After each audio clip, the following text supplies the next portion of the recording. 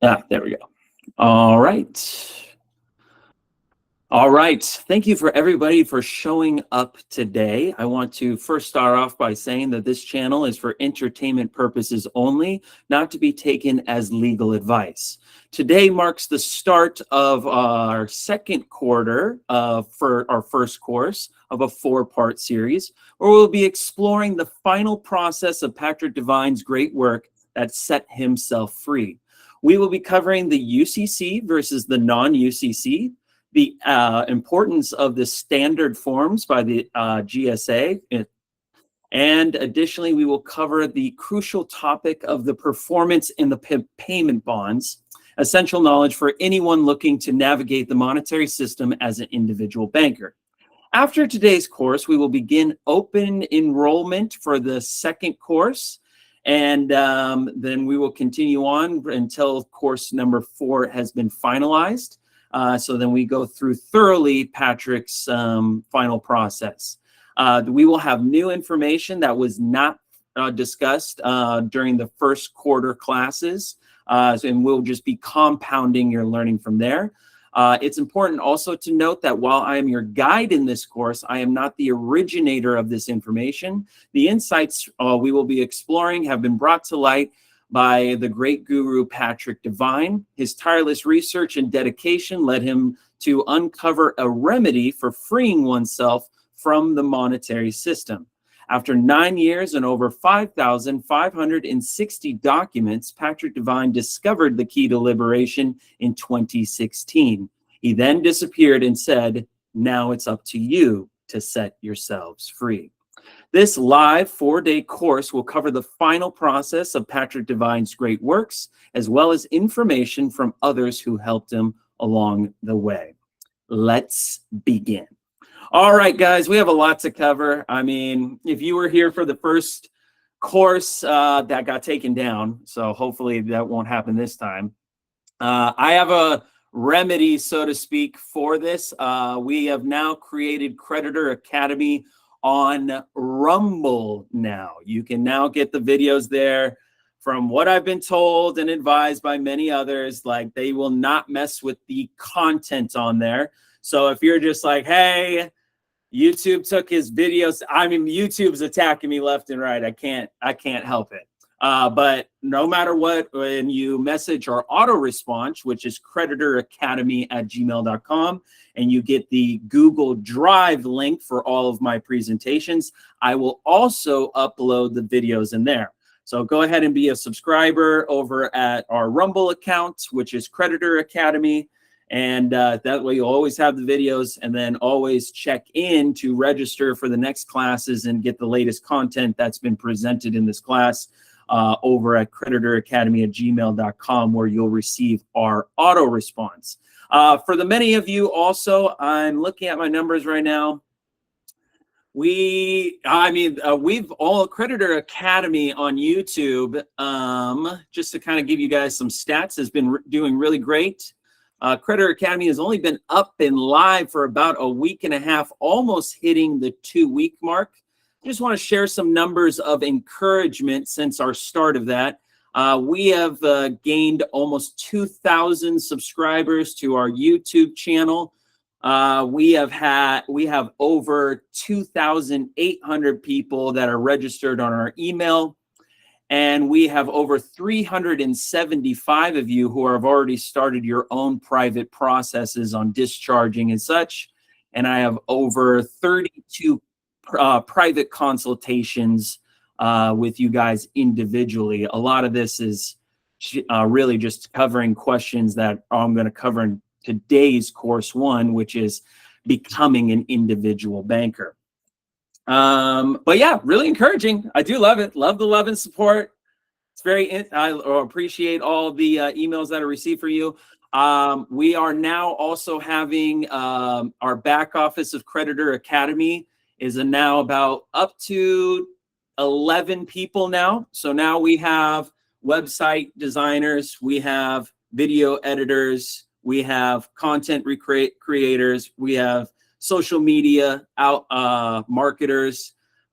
We now have very soon badge maker, ID maker, and an editor for your public identification form, so you don't have to figure out Adobe and whatever to do all that. And then then I have also a book writer who's helping me with the Patrick Devine ebook.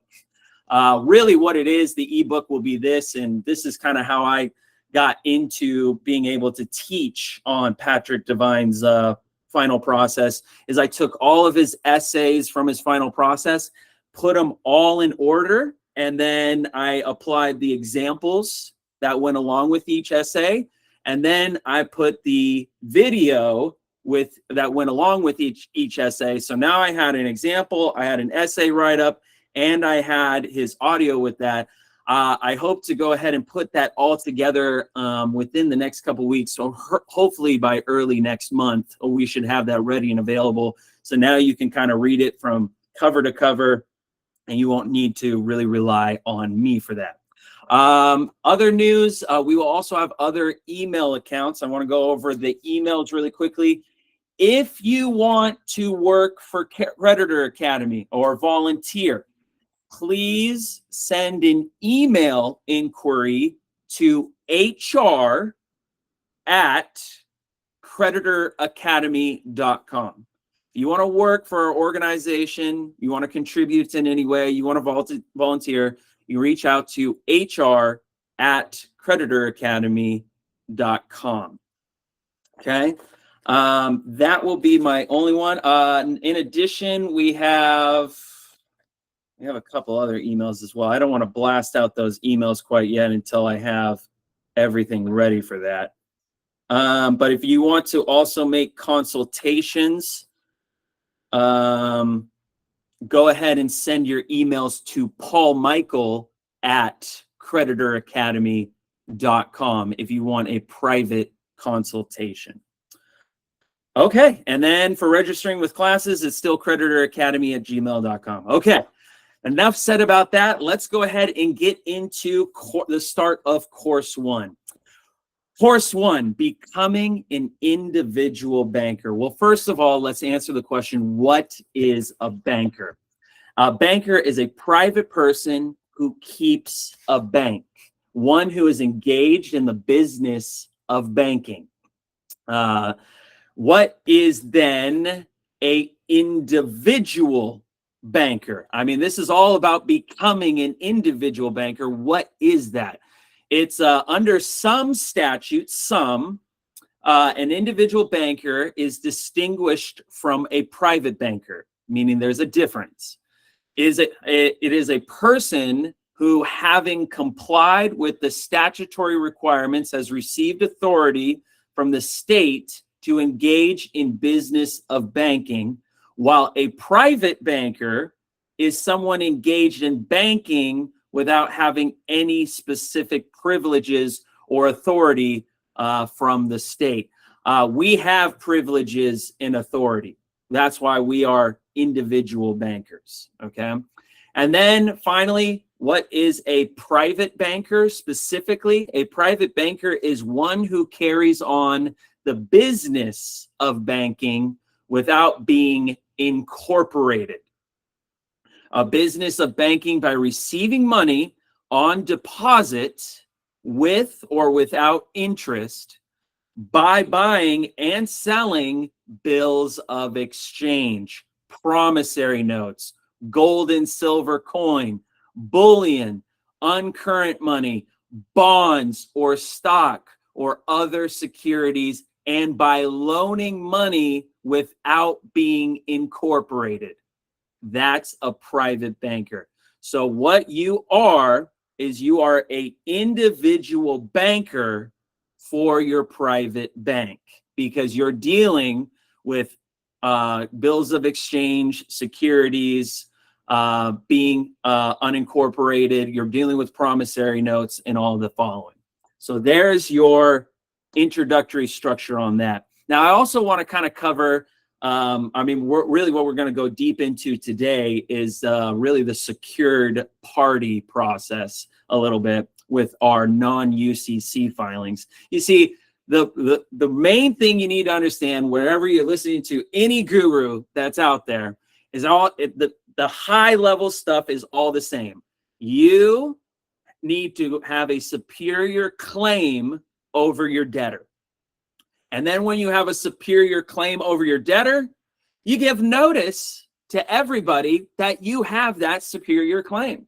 A gentleman always gives notice. So you'll notice the Secretary of State, the courts, your banks, and stuff like that. Hey, I am now the secured party over this debtor, and that you have a lien also over your assets. Now, I want to go ahead and go over the definition of what a banker's lien is. Banker's lien is a lien in which a banker has by virtue of which he can appropriate any money or property in his possession belonging to a customer to the extinguishment of any matured debt of such customer to a bank, provided such property or money has not been charged. Additionally, a banker's lien is a lien that a banker has on all monies and funds of his depositor or customer in his possession for the balance of general account and upon all securities of the customer in his hands unless such securities have been delivered to him under a particular agreement. Everything's about agreement and contract. Everything.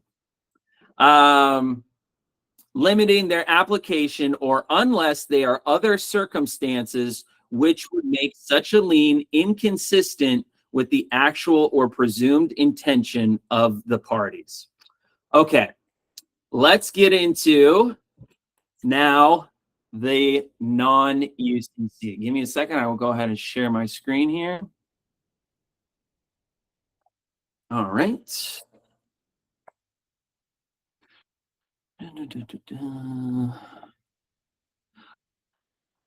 All right. This is my favorite thing now to start with, the understanding the two money governments of America. Patrick Devine put this together. This is his description of the monetary for-profit banking system versus the Article 4 non-corporate bank republic system that we want to be operating under.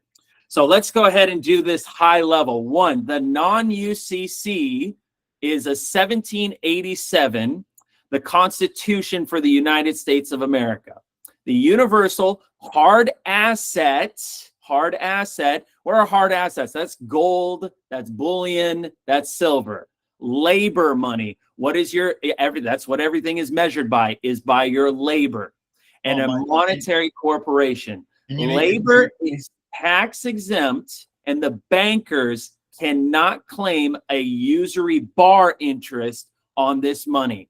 It's our superior banking contract. That's what the non-UCC is. It's a superior banking contract over your debtor as the secured party. Well, and then what are we going up against? Well, we're going against the corporate banking system, which was established in 1913 under the UCC Commercial Contract Trust, paper money system. The contract trust, the contract trust is what we are trapped in from birth. We came from this foreign kleptocracy, a unconstitutional UCC contract trust usury government. And this kleptocracy is the rule by political and judicial bar UCC thieves.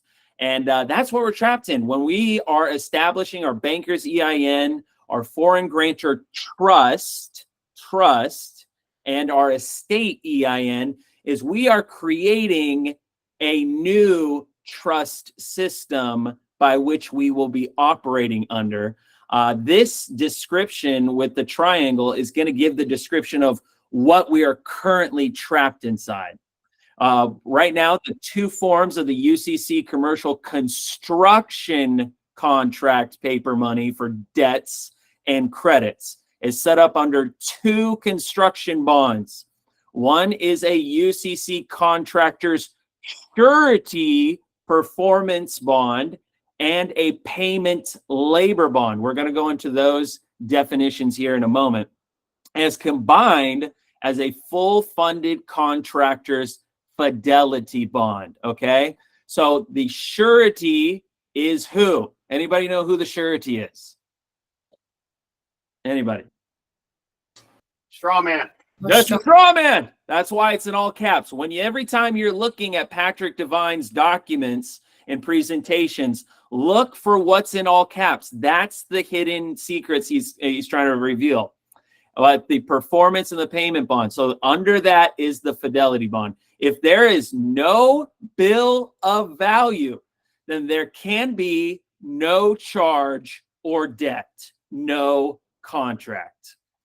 You are the owner of your UCC contract trust, the three-sided house of UCC paper money. So let's go through each one of these sides and kind of break it down. The paper house foundation is your owner's signature as the shadow foundation of your inherent and physical labor credit, loaned at the initial UCC contract trust credits to the UCC contractor. Every time a corporation, a business, a bank, or any of the above gets you in to contract them, they want your signature. That's the access to the credits. That's how they go ahead and are able to siphon their credits inside of their UCC contract trust kleptocracy that they've created. So they first collect your signature. Now they have access to your money. Then what they do is they take the UCC debt money, Federal Reserve notes created by the contractor. They are the contractors as the shadow debt paper promises to pay. That's what Federal Reserve notes are. They're promissory notes. They're promised to pay you because you don't have gold and silver in your hand. So that's to show to you, you have to have something in its place. And that's why they created the Federal Reserve note dollars. They're not gold backed and they're not silver backed either. And the reason why is because they took all the gold and silver. You know, it was often when I speak with people about, you know, this movement and all that, and what's kind of difficult for people to wrap their heads around is that in normal life, when somebody steals your girlfriend or your wife from you, robs your bank accounts, beats you up, and tells you, hey, you have no, I'm going to go ahead and take all your property. I'm going to turn everybody against you. You end up being homeless. That's just the reality of the life. And so you feel powerless to do anything. And I think that that's kind of the divide when you go into this movement. Even though they stole everything from you, all your gold, all your silver, they're trying to impose all these draconian kleptocracy rights against you and take more of your money, they still give you all of the power of the full faith and credit. You still have access to those funds because they had to give it to you because you're still the owners of the land, of the Republic of the United States. So the UCC debt money, Federal Reserve notes created by the contractor as the shadow debt paper promises to pay the credits when demanded. That's your power. You just demand it and it's yours. This is the national debt, the shadow debt money that is in circulation today. When all you hear all those news reports of, oh, we're borrowing money from China and we're borrowing money from Russia, or we owe so many people, that is not the basis of the national debt. They borrowed the credits from our signatures that we gave out. And that is what's building the national debt. And now the reason why the national debt is building so high is every time that they collect your signature, well, they're getting the credits from you, but they're also bonding the credits and putting insurance on top of it. And that bonds and the credits or the insurance that they're putting on top of your credits, which is making the fidelity bond, is what's causing the inflation to be so high. So now for every $100, they're writing a $200 bond, plus they're putting insurance on it. And that's why the national debt gets out of control. Now, side number 3, the UCC credit money in the form of bills of credit. Bills of credit. We're going to go over that in just a moment. As the shadow surety bill to release the credits when you, as the owner, acknowledge, endorse, and return them to the contractor. They now owe the IRS a 1099-C showing the debt has been canceled. This is how you claim your funds back. You have to, one, on side number 2 is demand it.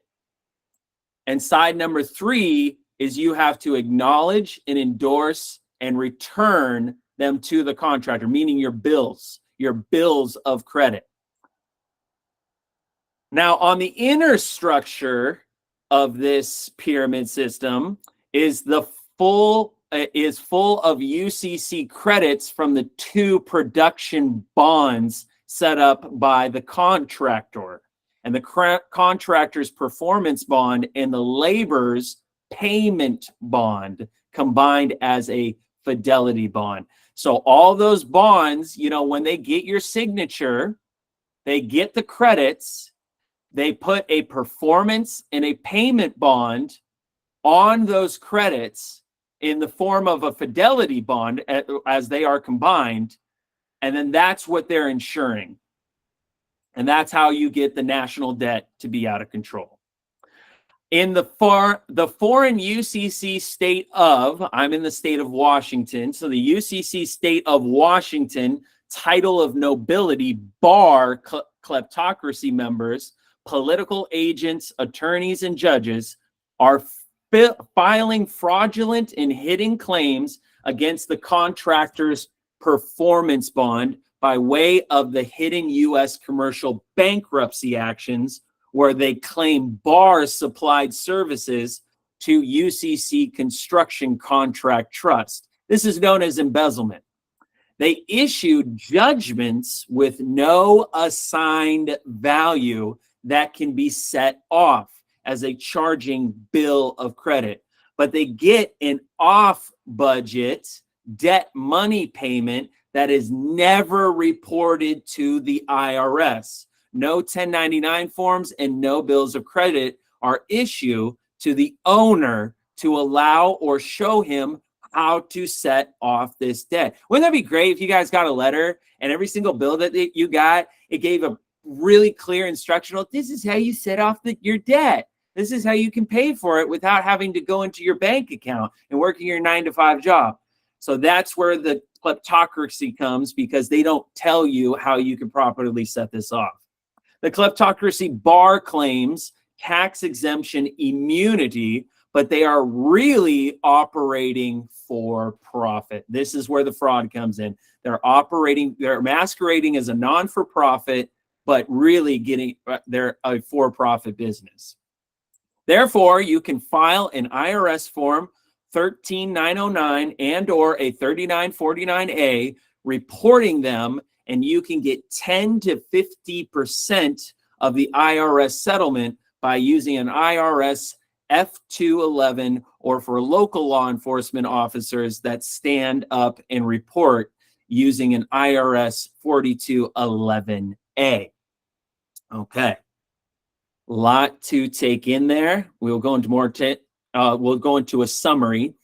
You, as the owner of these 3-sided UCC contract trusts, have the right to terminate any UCC construction contract at any time with the Treasury IRS UCC Contract Trust Department.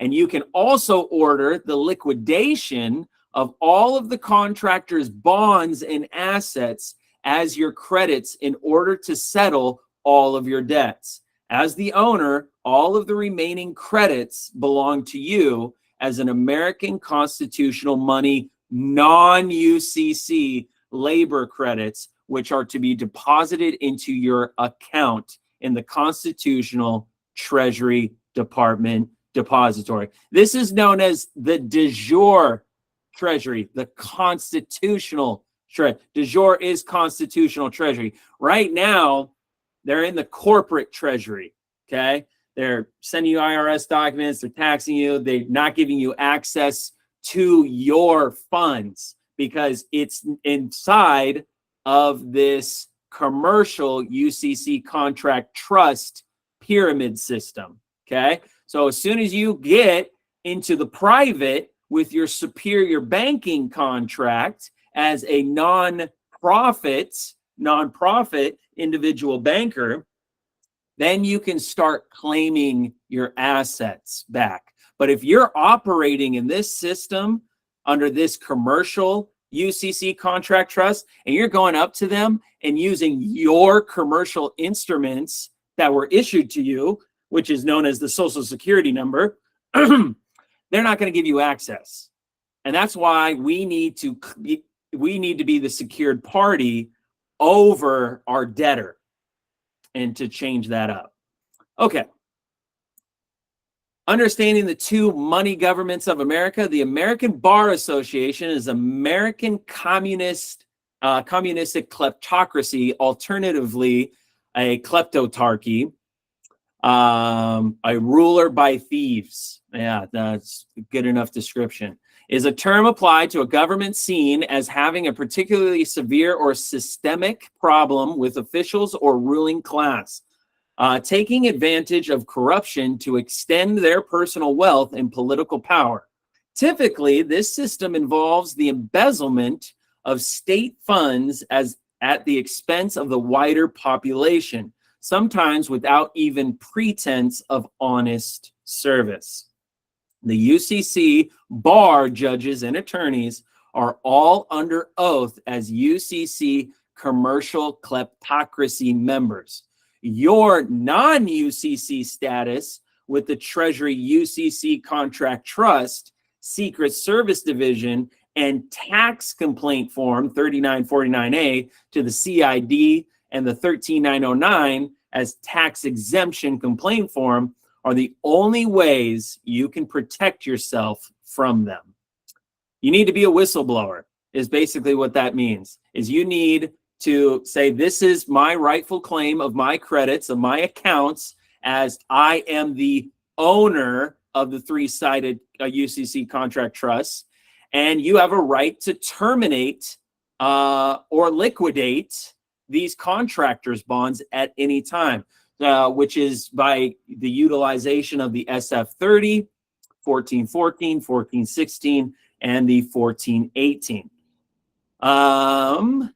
Definitions. I want to go over this. Up here, we went over surety. He went in and put in all caps, that is your debtor. But what is a surety? A surety is a person who engages under contract of suretyship to answer for the debt, default, or miscarriage of another. For some purposes, inclusive of a guarantor under the UCC Chapter 1-201, as applied to persons, the word has an established and well-known meaning in the minds of most people and indicates an obligation to stand for the sum absolutely, unless discharged by the supine negligence of the obligor after notice. Obligor is also the debtor. See, you're the obligee. If we remember the 4 endorsements document, which I'm going to show again here in a little bit, but that 4 endorsement document, that gives you a really great direction on how to determine, when you're reading documents and contracts and stuff like that, who they're referring to as the straw man versus you, the real person. It is the broad contrast with the word guarantee, which imports a conditional liability that is the liability if due steps are taken against the principal debtor. And then finally, suretyship, a contractual relation resulting from a primary, original, absolute, and unconditional engagement, whereby one person, the surety, engages to be answerable for the debt. So who has to pay the debt? The debtor. The debtor. It has to be your straw man. I'm going to tell you this 100 times. You got $1.25 in your bank account. You can't afford anything. But your debtor has all of the funds. That's why we want to be the secured party over the debtor, because now we can order the release of those funds. Right now, it's the UCC contract trust underneath the commercial UCC contract trust, which is these private bankers, the state of corporations like the Department of State and the Department of Licensing and all that. They're all for-profit corporations, and what they're doing is they're taking control of your surety as the secured party creditor. They are having a priority lien over all of your credits. That's why it's so important that we do a non-UCC. If you're first in line, you're first in time. So that means that when you're the first one to have lien rights over that debtor, everybody is now the junior secured party. And when you're a junior versus a senior, the senior always wins. And that's why it's important that you have your superior banking contract over your surety. Now, going on. The surety engages to be answerable for the debt, default, or miscarriage of another. While the contract of a surety is, in a sense, accessory or collateral to a valid principal obligation contracted by another person, either contemporaneously or previously, his obligation to the creditor or promisee of the principal is direct, primary, and absolute. So who does the obligation go to? Goes to the obligation of the secured party creditor. And what do you want to be? You want to be the secured party creditor or promisee of the principal debtor. It is the essence of the contract, that there be a subsitting valid obligation of a principal debt. Without a principal, there can be no surety. So who's going to be the principal over your surety? It's going to be you, the living. You're the principal. When we look at these SF forms, it's going to ask for three different identifiers. It's going to ask who's the principal, who's the surety, and who's the corporate entity. You're the principal. You're the living. That's you. The surety is your debtor, your all caps name, your straw man. And then the corporation is your individual banker. You as the principal are going to give the authority of the secured party to be your private bank over your debtor. But you control the private bank because you're the principal of that bank. Okay? The vital difference between the contract of a surety and that of a guarantor is that a surety is charged as an original promisor, while the engagement of the guarantor is a collateral undertaking. A surety is a party to the principal obligation, undertaking together with the principal debtor that it shall be performed, while the guarantor is not a party to the principal obligation. Okay, let's break this down a little bit more clearly. Was that pretty understandable, this little sheet? I love this. I keep this in my car. I love looking at it. It just gives me all the confidence in the world because as Patrick just put everything you need to know pretty much in one document, even though he did not put the SF forms in it, he has plenty of others for that. But this is just a great summation of the system that we are currently in. Now let's go ahead and look at a non-UCC. Okay, I'm going to kind of go back and forth between this document and then going into the non-UCC laws itself. But first, I just want to kind of go through this. When you're doing a UCC financing statement, you're doing it in the private. You're doing this in the private, but like when a lot of you have heard, or maybe have seen, or maybe even wondered about, I hope class 4 kind of answered this question for you already, but you'll notice that there is a secured party process that you do with the Treasury Department, the UCC Contract Trust Department of the Treasury. Okay, you see other gurus talk about it and whatnot. That's your UCC 1 filing statement that you do in your state. Okay, this is for you to get your initial claim over your debtor, and then when you send over power of attorneys and all your numbers for your individual banker, your estate, your foreign grantor trust, or even additionally all your stuff for that goes along with it, like the oh my gosh, there's an affidavits that go in there. The secure party process is quite a bit. We're going to go over that in a private series. But what you're doing with your non-UCC filing is you're doing the secured party in the private. And that's why you can act on it, because you are the one that's registering the document and filing it at your private office. And there's non-UCC laws that can back you to do this. Now let's go over the top. You'll put in the name, the living name of who the individual is. So it'll be your first, middle, and then last name, as well as your contact phone number, your email, and you as the living person of the Republic. I cannot express this enough. You need to make sure that you're representing yourself in the Republic, which is not in the commercial UCC contract trust jurisdiction. So that's why Thomas, the right-hand man, Tom, of Patrick Devine, will put this out as his first, middle, last. He lives in Beaver Falls, which is the city. He lives in the state Republic of Pennsylvania. And then he puts the full 9 digits of his private postal code and US at the end. This is the United States Republic by which he lives. And that's why it's written out that way.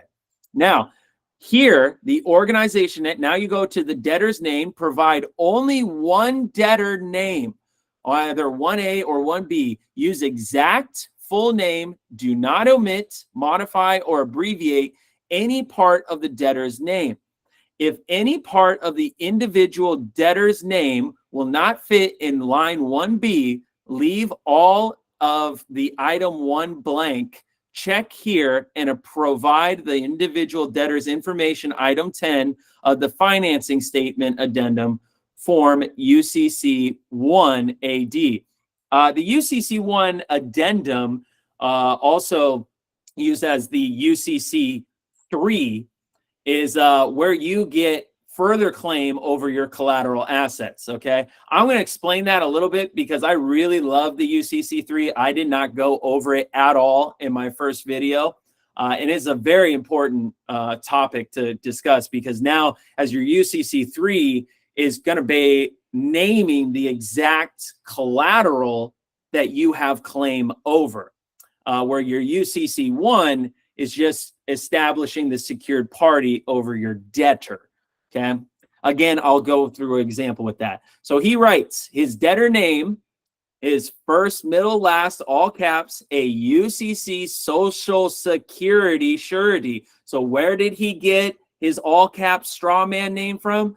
From his Social Security card as the surety for a private for-profit organization, the commercial UCC contract trust. Then you have the organization name. So the organization name is exactly as the same on the top. It's the debtor's name once again. He put the address. You don't put the address for the second part. and provide only one debtor name, 2A, 2B, use exact full name, do not omit, modify, or abbreviate any part of the debtor's name. If any part of the individual debtor's name will not fit in 2B, then you can make 2B blank. Okay, but it's basically the same thing. Now, let's get into the secured party. The secured party is the private bank. The private bank is Thomas W. Beaumont Private Bank E&T. Estate and Trust is what that stands for. And the operator of this private bank, because this is the title of it, the operator is Thomas W. Beaumont, the individual banker, per his individual banker's EIN number. Okay, so this is the name of the bank, and this is the principal owner of the bank, is the Thomas Beaumont individual banker. Then he puts his address that he registered his bank under, which is the same address as the surety. Now, you can have different addresses. I've gotten this brought up a couple times. Well, what is it? It's wherever your current address is. You want to keep that consistent because that's where the main communication and where you reside in. Okay. Now let's go over the collateral part. Like I said, for the UCC 3 on the UCC 1 addendum, there's a collateral list. Okay. So for this one, when we're doing the secured party, now we're going to list the collateral underneath it. So the bailor is a vessel exceeding 25 years of age. The Shipping Act under Title 46 USC Section 57308 mandates bailor may no longer be used for commercial operations. This is a very important first sentence right here. At the age of 25, your debtor no longer needs to be used for commercial UCC contract trust for profit services. You can now reclaim your debtor all over again and now use it for your own commercial processes, private commercial processes. The Bailey is a not-for-profit private entity fully owned by Mr. Thomas W. Beaumont. Beaumont, in his capacity as an Article 4 public American citizen, Bailey claims bailor non-UCC bailment labor wages up to $47 billion, in addition to all associated uncontested eminent domain claims. Eminent domain is so important. So is Article 4. Article 4, Section 1, just drill this into your mind. Article 4, Section 1 says you have full faith and credit. Article 4 is so important. That's why it's in the Constitution. You have full faith and credit. This U.S. registered mail Bailey / bailor non-UCC bonded security claim and lien stands over all caps Thomas W. Wilson Beaumont, a United States state of Texas. That's where he I guess is from, bank or currently living, banked or bonded labor credits. By law, the Bailey as a private non-for-profit entity. So again, the Bailey is the secured party. The bailor is the debtor.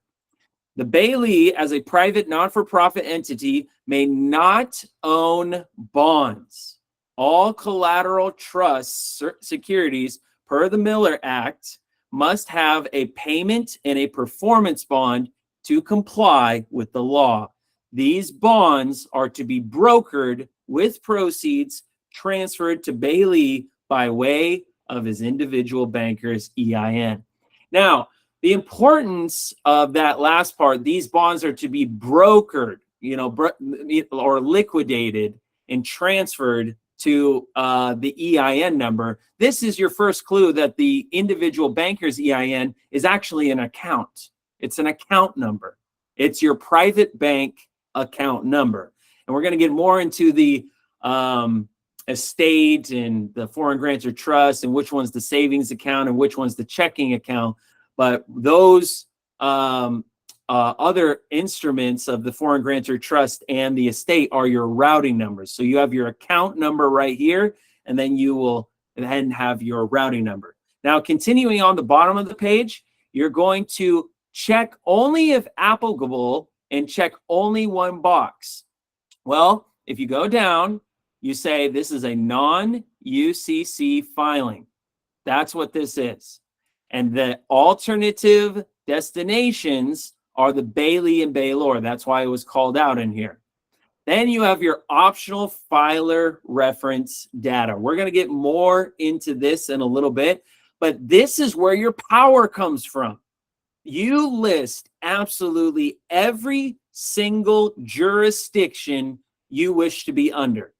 And that's why Patrick put the 14th Amendment. He put 22 USC Section 288, the 15 USC.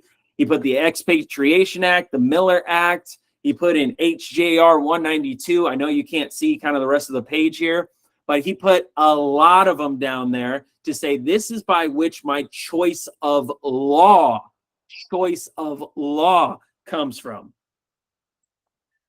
And at the very top, what he did was he registered, mailed this to yourself. So after you fill out your non-UCC financing statement, you will then take and do by registered mail the following. Let me stop presenting for just a moment.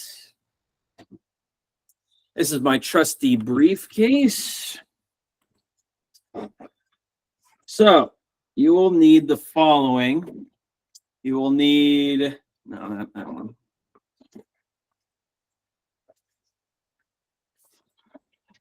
Okay. Number one, you're going to want these. These are your private registered mail stickers. I have a bunch of them. You'll have your private mail sticker, and it's important for you to know what this number is. This number is what's going to go on top of your UCC financing statement that we just saw. So right up here, non-UCC official document filing per registered mail number. The registered mail number is what is on these stickers. Now, the second thing is the green card. Oh, can you all see me, by the way? Yes. Okay, cool. Yes. The last one. No, your document is still up. We can't see you. Oh, you can't see me. Okay. Thank you for letting me know. Okay. Switch your screen. You can see him. Your screen is not switched. Gotcha. So the second thing is that you are going to register mail it back to yourself. So you need the green card. The green card is this. You will put the sender's information. You're the sender. And then you put the who the article is addressed to, which is also yourself. And then on the other side, it says complete this section upon delivery. You do not do anything until the mailman from USPS comes to your door and says, hey, I need your signature. This has happened where the mailman is like, oh, I'm already here. Just sign it and I'll hand it back to you. You cannot have that document be handed back to you right in that moment. It has to go back to the post office. So they only say, no, here it's back. Then it'll go to the post office. Then they'll stamp it. And then when it's stamped, then they will return it back to you in your mailbox. So there's that. And then the final one is your registered mail postcard. So it looks like this. I never go to the post office without having everything already done. Because if you've never done something by registered mail, it is going to be it's going to be a big learning experience because it's a process. You go up there every time I do registered mail, I'm sitting there for 10 to 15 minutes because I got to bring out the book. I got to stamp everything. They got to write in the registered mail number. They got to put over, like this film and stamp it 20 times. I mean, it's a very intensive process, no doubt. But then after you send that out and you receive your package back, after it's received back, you will not open it. That is now your proof that you have private registered mailed your non-UCC back to yourself. So you'll have the envelope, it'll have the stamps all over it. You'll just put that in a filing cabinet. You'll put the green card along with it with your files, and it's just going to sit there. Now, it's important to note when you're shipping your non-UCC, it is not the original. It is not the original. It's a copy. You always keep the original for your other private records, okay? Now, what about, let me go for the last part about this, and then we'll move on and get into the non-UCC laws. But with this non-UCC filing, you'll see that Thomas Beaumont, as well as Patrick Devine, had put a forever stamp over the on the cross of this. This is how they filed. You know, if you know anything about the mailing system, this is how you privately mail and laying claim to your securities that you're filing. So what you do is you'll go ahead and put a forever stamp. It doesn't have to be this moon one, but it's just a regular forever stamp. And what he did was he signed his EIN number across it.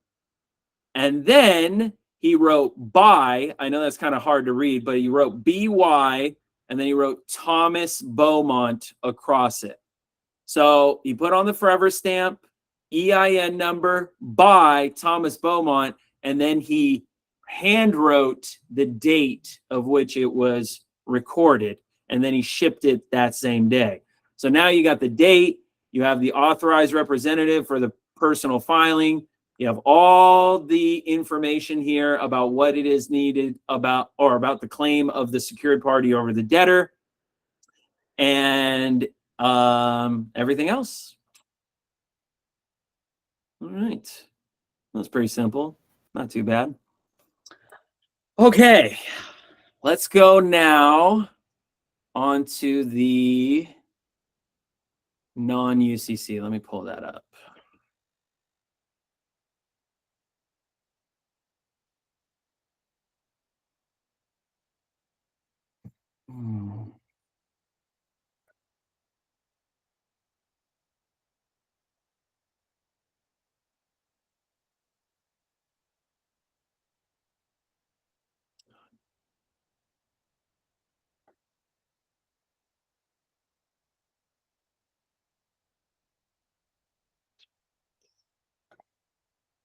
Huh, where's my...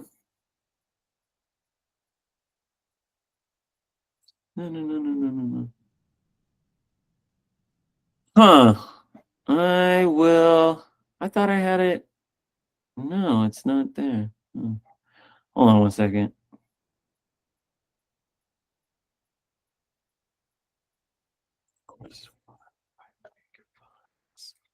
That's not it.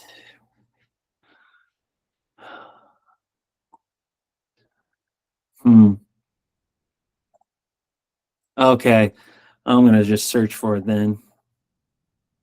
Has anybody had the advantage to kind of look over the Patrick Devine files? Have you guys been, for those that purchased them or have access to them, been able to just kind of go through all of these wonderful files that he has available?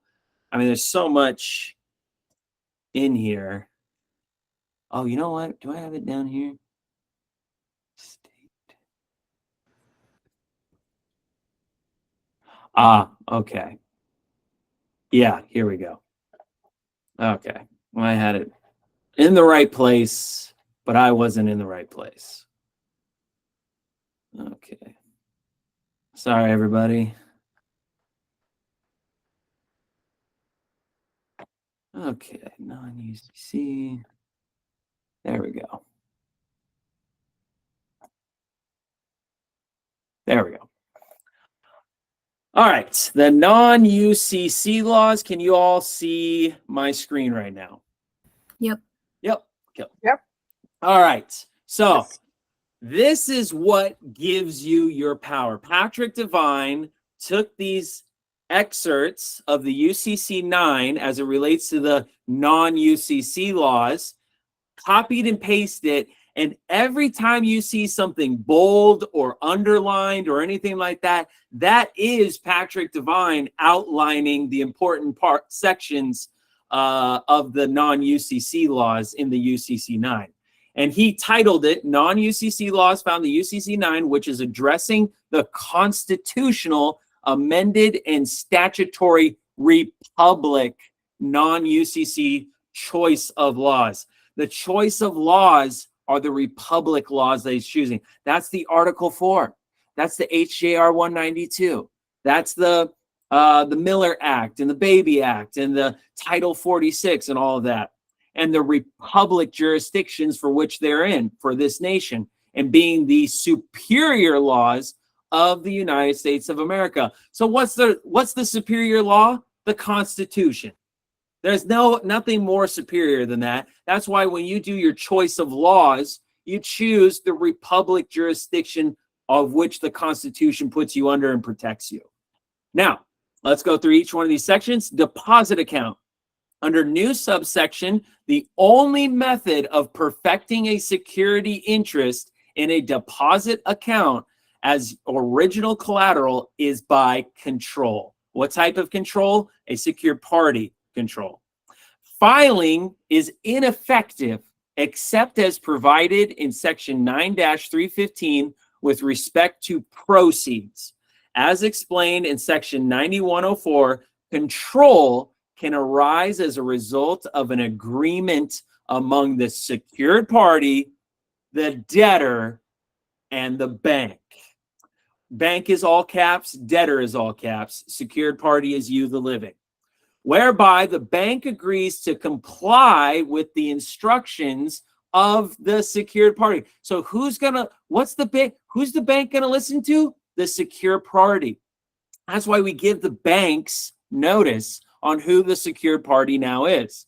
With respect to the disposition of the funds on deposit, even though the debtor retains right to direct disposition of the funds, thus subsection B1 takes an intermediate position between certain non-UCC law, which conditions the effectiveness of a security interest on the secured party's enjoyment. Whose enjoyment? The secured party's enjoyment. Enjoyment over what? The security interest. Who has the security interest?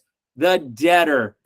So now the secured party's enjoyment of all of the security interest assets is now in his full enjoyment and dominion and control over the deposit account that the debtor is unable to dispose of the funds. And the approach of this article takes to security accounts under which a secured party who is unable to reach the collateral without resort to judicial process may perfect by filing. By conditioning perfection on control rather than requiring the secured party to enjoy absolute dominion to the exclusion of the debtor, subsection permits perfection in a wide variety of transactions, including those in which the secured party actually relies on the deposit account in extending credit and maintains some meaningful dominion over it, but does not wish to deprive the debtor of access to the funds altogether. And that's so true. The debtor has access to all of the funds. You're giving the instructions to release the funds via from the performance in the payment bond. Or the funds are backed by the bonds, which is the performance in the payment bond. And that's what you're ordering the release of. All right, liability of bank. This article does not determine whether a bank, all caps, that pays out funds from an encumbered deposit is liable to a holder of a security interest. Although the fact that a secured party has control over the deposit account and the manner by which control was achieved may be relevant to the imposition of liability. Whatever rule applies generally when a bank pays out funds in which a third party has an interest would determine liability to the secured party. Often this rule is found in the non-UCC adverse claim statute. You're making a claim. You own the deposit account. The deposit account has the funds. And you, as the secured party over the debtor, now have control of that, and you can order the bank to pay out funds from the encumbered deposit. You know, the one that you signed your signature to when you wanted to buy a house or a car or to get a loan? That is that deposit account. Okay. This article does not provide a specific answer to the question of which state's law applies to the restriction on assignment in the example. However, assuming that under non-UCC choice of law principles, the effectiveness of the restriction would be governed by the law of state Y, which governs the franchise agreement. The fact that state X's Article 9 governs the secured transaction between secured party and debtor would not override the otherwise applicable law governing the agreement. Of course, to the extent that jurisdiction eventually adopt identical versions of this article and courts interpret it consistently, the inability to identify the applicable law in circumstances such as those in the example may be inconsequential. What does this mean? How do you break it down? There are UCC laws, okay, that states have. When we're talking about state X's Article 9, okay?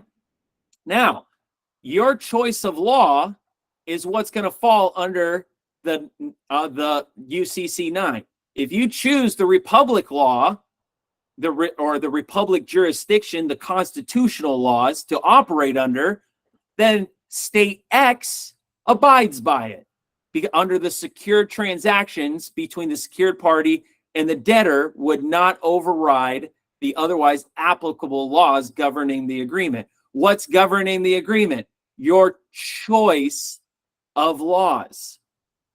Choice of laws. Excuse me, right there. Okay? So then they start to ask you in court, you know, oh, you're the secured party over what? You know, you say, hey, these are the laws that I'm operating under. Okay, now let's go over the remedies. Cumulative remedies, super important section, because what are we here to do? We're here to get remedy. Former section 9-501 provided that the secured parties' remedies were cumulative, but it did not explicitly provide whether the remedies could be exercised simultaneously. Subsection C permits the simultaneous exercise of remedies if the secured party acts in good faith. Okay, so what does that mean? That means simultaneous. What does that mean? That means doing multiple things at once. You're trying to discharge your house. You're trying to get remedy for your car. You're trying to get over a court case, or go through a divorce, or dealing with a foreclosure. These are simultaneous exercises of remedies that you can act as the secured party as long as you're operating in good faith. No malicious intent. The liability scheme, all caps, so for the for-profit corporation, subpart 2 affords redress.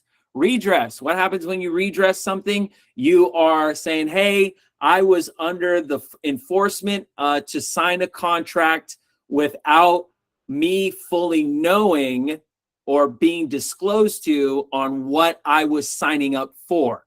So you could do redress of an agreement. I've done that a number of times with some past contract, especially for getting contracts with UBI numbers with the state, like the state of Washington. I have a UBI, and I was like, oh man, I contracted with them to be in their jurisdiction. So I did a redress of what I signed because I didn't know what I was getting myself into at the time. And then basically that all went away. To an aggrieved debtor or obligor. Who is the debtor? He's the obligor. Who are you as the living? You are the obligee. Okay. Affords redress to an aggrieved debtor or obligee or obligor, excuse me. So what did the debtor do? Well, the debtor is the one that signed for these agreements. That's what you want to redress, is all those agreements that you signed into. Moreover, permitting the simultaneous exercise of remedies under subsection C does not override any non-UCC law. Does not override it, guys. Does not override it, including the law of tort and statutes regulating collection of debts, under which the simultaneous exercise of remedies in a particular case constitutes abusive behavior or harassment giving rise to liabilities. Okay, let's go into multiple secured parties. I love this part because now we're getting into, you as a secured party and the other creditors, okay? More than one secured party may be entitled to take possession of collateral. What's the collateral? Your house, your car, your driver's license, whatever it might be. Under this section, conflicting rights to possession among secured parties are resolved by the priority rules of this article. Who is the priority? Thus, a senior secured party is entitled to possession as against a junior claimant. Non-UCC law governs whether a junior secured party in possession of collateral is liable to the senior. What governs it? The non-who? The non-what? The non-he? It's the non-UCC. Whether liable for the senior conversion. Normally, a junior who refuses to relinquish possession of collateral upon the demand of a secured party having a superior possessory right to the collateral would be liable in conversion. All right, now let's go over title clearing systems under other laws. Applicable non-UCC law. Example, certificate of title, statutes, federal registry rules, or the like. Now remember, certificate of title, he underlined that for a reason, as well as statute, because the statute that your title is under is with the state. That's why it's in all caps, okay? May provide a means by which the secured party may obtain or transfer record or legal title for purpose of disposition of the property under this article. The mechanism provided by this section is in addition to any title clearing provision under law other than this article. So any title clearing provision under law. Let me get the definition so we can go over that. Because definitions. Okay, title clearing. A title without any type of lien or levy from creditors or other parties that would pose a question as to legal ownership. That's what title clearing is. Let's repeat that again. It's a clear title or a title without any type of lien or levy from creditors or other parties that would pose a question as to legal ownership. So there's no question. You are the owner. That's why when we went over inside of the the pyramid, Patrick, in all in big bold letters, you are the owner of all of these contracts. So title clearing, you are the principal owner. Okay, now the scope. The basic damage remedy under section 9-625B is subject to the special rules in this section for transactions other than consumer transactions. This section addresses situations in which the amount of a deficiency or surplus is an issue, i.e. situations in which a secured party has collected, enforced, disposed of, or accepted the collateral, acceptance for value. It contains special rules applicable to the determination of the amount of the deficiency or surplus. Because this section affects a person's liability for a deficiency, it is subject to subsection 9-628, which should be read in conjunction with 9-605. The rules in this section apply only to non-compliance in connection with the collection, enforcement, disposition, or acceptance under Part 6. For other types of non-compliance with Part 6, the general liability rule of Section 9-625B, recovery of actual damages, applies. Consider, for example, a repossession that does not comply with Section 9-609. For want of a default, the debtor's remedy is under Section 9-625B.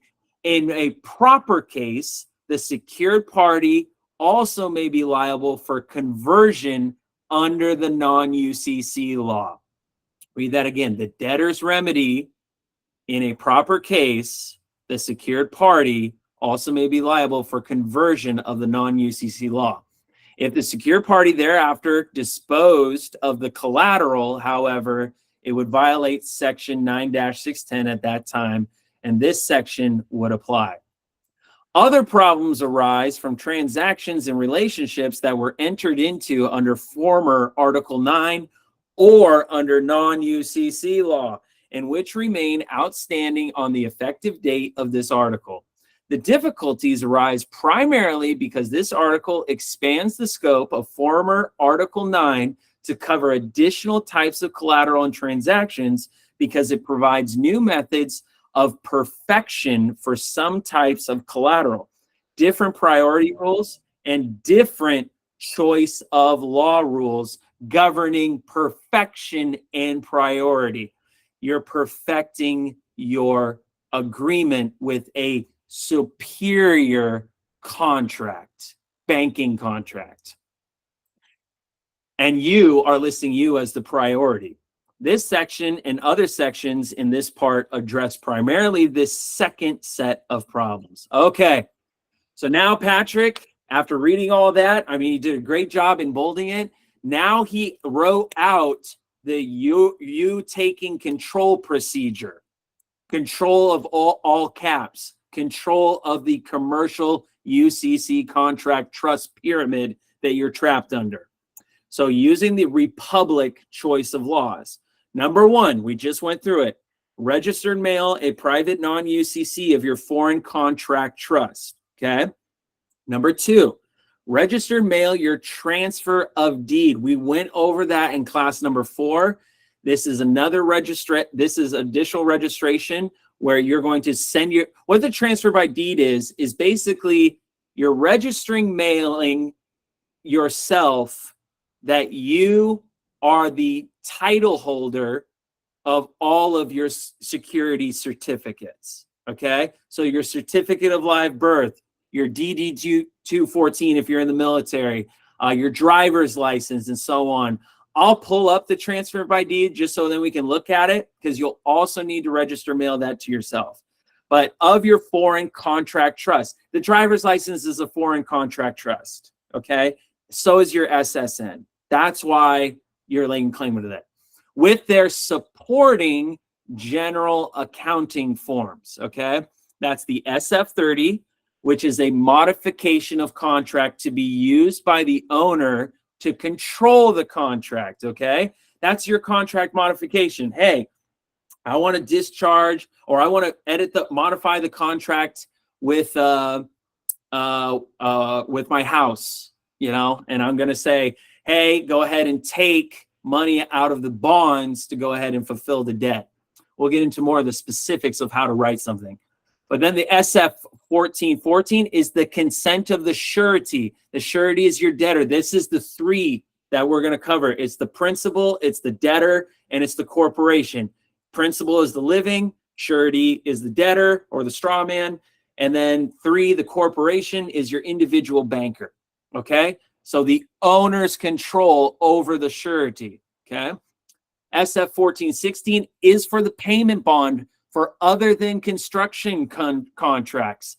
They're other than construction. They created the construction contracts, okay? They did this with different GSA forms, the 25, the 25A, the 27, and the 28, you know, and these are the non-construction banking contracts that you're using to liquidate that.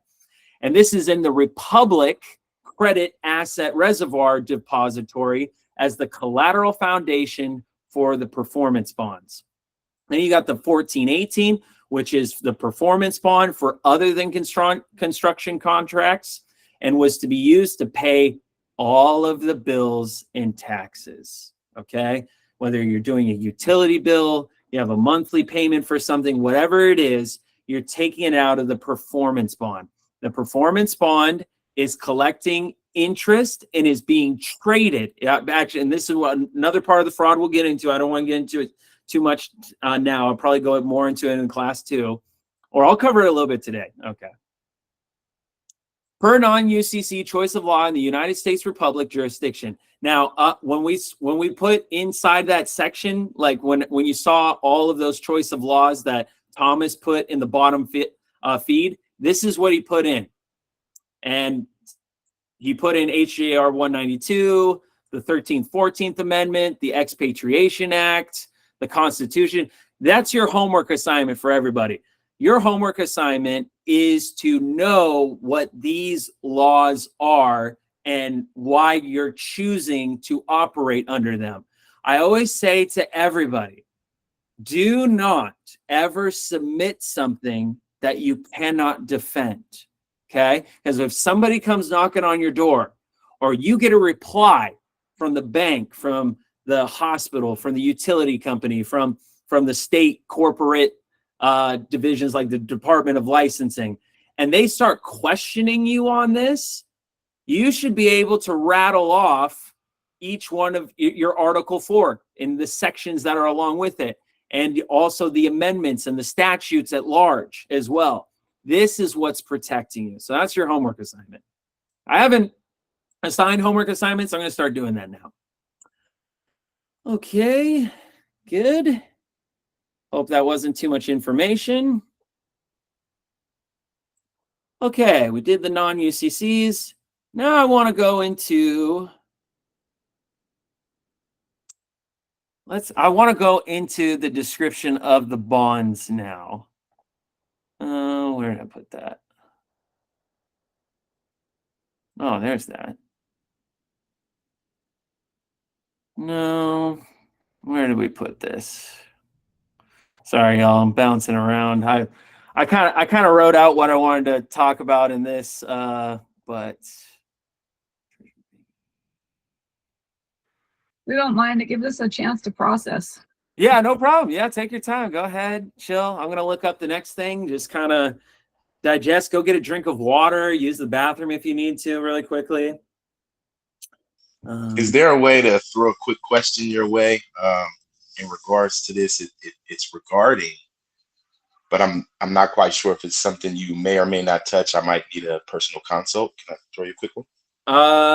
Yeah. Let me find it's marked. Let me find the document first, and then I'll be more available. Here we go. Okay, what's your question really quickly? I'll answer it really fast. Okay, so I have gone down this road following Mr. Devine, and a few things have changed along the way from where I started the videos, I guess, till maybe in the middle. as far as, him figuring things out and what he Right. may have thought it was at the beginning. Uh-huh. All right. So I set up the UCC one and it's in the process of the filing attached to, the trust, claiming everything, putting the lien on yourself and what have you. Set up the bank account attached to TDA, have the bond with that bank account. Now, that's the part that I'm. All right. What is the question? What is your like, hey, this is what I need you to answer for me, Paul Michael. What is it? Are you going to touch on the maneuver of the bond per se as like the private and the public, or what can be done with the performance bond? That's literally this document that I'm showing you right now. All right, cool, sweet. All right, everybody. This is marketable versus non-marketable securities. This is getting into what are these bonds? How do they operate? How do they work? Brought to you and written by Patrick Devine, and me, Paul Michael. I put in a little bit more helpful summation. I added something to this to kind of make it more understandable. But marketable versus non-marketable securities. Now, remember, your surety, it's your SSN. It's a security. It has credit. It has assets. It's held under the fidelity bond, which is housing the performance and the payment bond. This is how these bonds operate, okay? Well, let's start off with what is a security. A security is a certificate that stands in for an object of value. Your SSN is an object of value. The term is used in a very general sense to refer to those certificates that are normally traded, representing money owned, a small piece of a company or a number of commodities. In some fairly rare cases, securities cannot be traded. Untraded securities retain their book value throughout their existence. Okay, now let's go through marketable or marketability. To market a security is to introduce it to the world of market forces. A security, when putting on a trading market, almost immediately has two separate values. The first is a market value, the performance bond, that fluctuates with demand, okay? It fluctuates, everyone. What does that mean? It goes up and it goes down, okay? The second is its intrinsic or book value. In most cases, the book value, the payment bond, is the amount paid for the object. A non-marketable security is not exposed to the forces of supply and demand, and therefore its value does not change. Okay, sink that into your mind. And that's why the performance bond is used for your bills. It goes up and down. They're using it as a marketable security where it gains and loses value, meaning investors are investing inside that performance bond. That is a never-ending thing for you to use to pay for your bills and your assets. The payment bond, it's on deposit. It's got one value. You liquidate all the credit inside of that bond, it's gone. It's done. You've now fully liquidated that bond. It no longer exists. Okay? So that's the first thing. So let's go into the marketable security, the performance bond. Most securities can be marketed. This means that their value will become more volatile. The problem of market values is that it can obscure the actual worth of the object. Worth here is the amount of labor that went into creating it. A stock certificate representing a chunk of the company might have taken 100 people 6 months to create in their day-to-day work. It might be worth $20,000. If this company pieces is in a volatile industry, such as consumer electronics, the demand for that stock might push its price to $40,000. Profit here is made by cashing in on demand, making that $20,000 in stock sale has no necessary relation to its book value. If the firm receives recent favorable media coverage and is considered a safe investment, the demand for that stock might increase, driving up its price. Cashing in on demand is what causes the price to fluctuate. And that's why they say, if it gets good media coverage, you know, hey, Starbucks is doing well, Coca-Cola always doing great, or whatever, people are cashing in on demand to try to increase their profits. It's a marketable security off of a stock certificate, okay? Unmarketable security, payment bond. Unmarketable securities are most often specific types of treasury bonds, U.S. savings bonds, rural electronic certificates, state and local government series securities, and government account series bonds are not marketed. These are all debt securities. Guys, who are we trying to get control of? The debtor, okay? That's who's holding all the security credit interest. Their purpose is to ensure a completely stable home for the money within it. A government security that is unmarketable is often issued at a discount and redeemable at maturity for the face amount. The difference is made up in interest payments for the life of the bond. No one loses any money, but no one makes money either. It can produce a small guaranteed cash flow. The only other type of non-marketable security is shares of a company held by the owner. Who's the owner of these securities? We are. There you go. All right, thank you. If the company is not traded publicly, the stock might be bought and sold over the counter. There's no objective way to measure its market value in this case. If you are the owner of a company, you know, that's what your debtor is, the all caps name. It's a commercial UCC contract, okay? It's a company. It's part of a trust, a commercial trust. Chances are you have no interest in selling stock unless you want to transfer control to someone else. Who are you transferring the control to? The secured party, your individual banker's private bank. Okay? I added this to Patrick Devine's document, which is explanation in monkey example or terminology. Okay? In monkey terms, a marketable securities are like bananas that can be traded in a market where their value can go up or down depending on demand.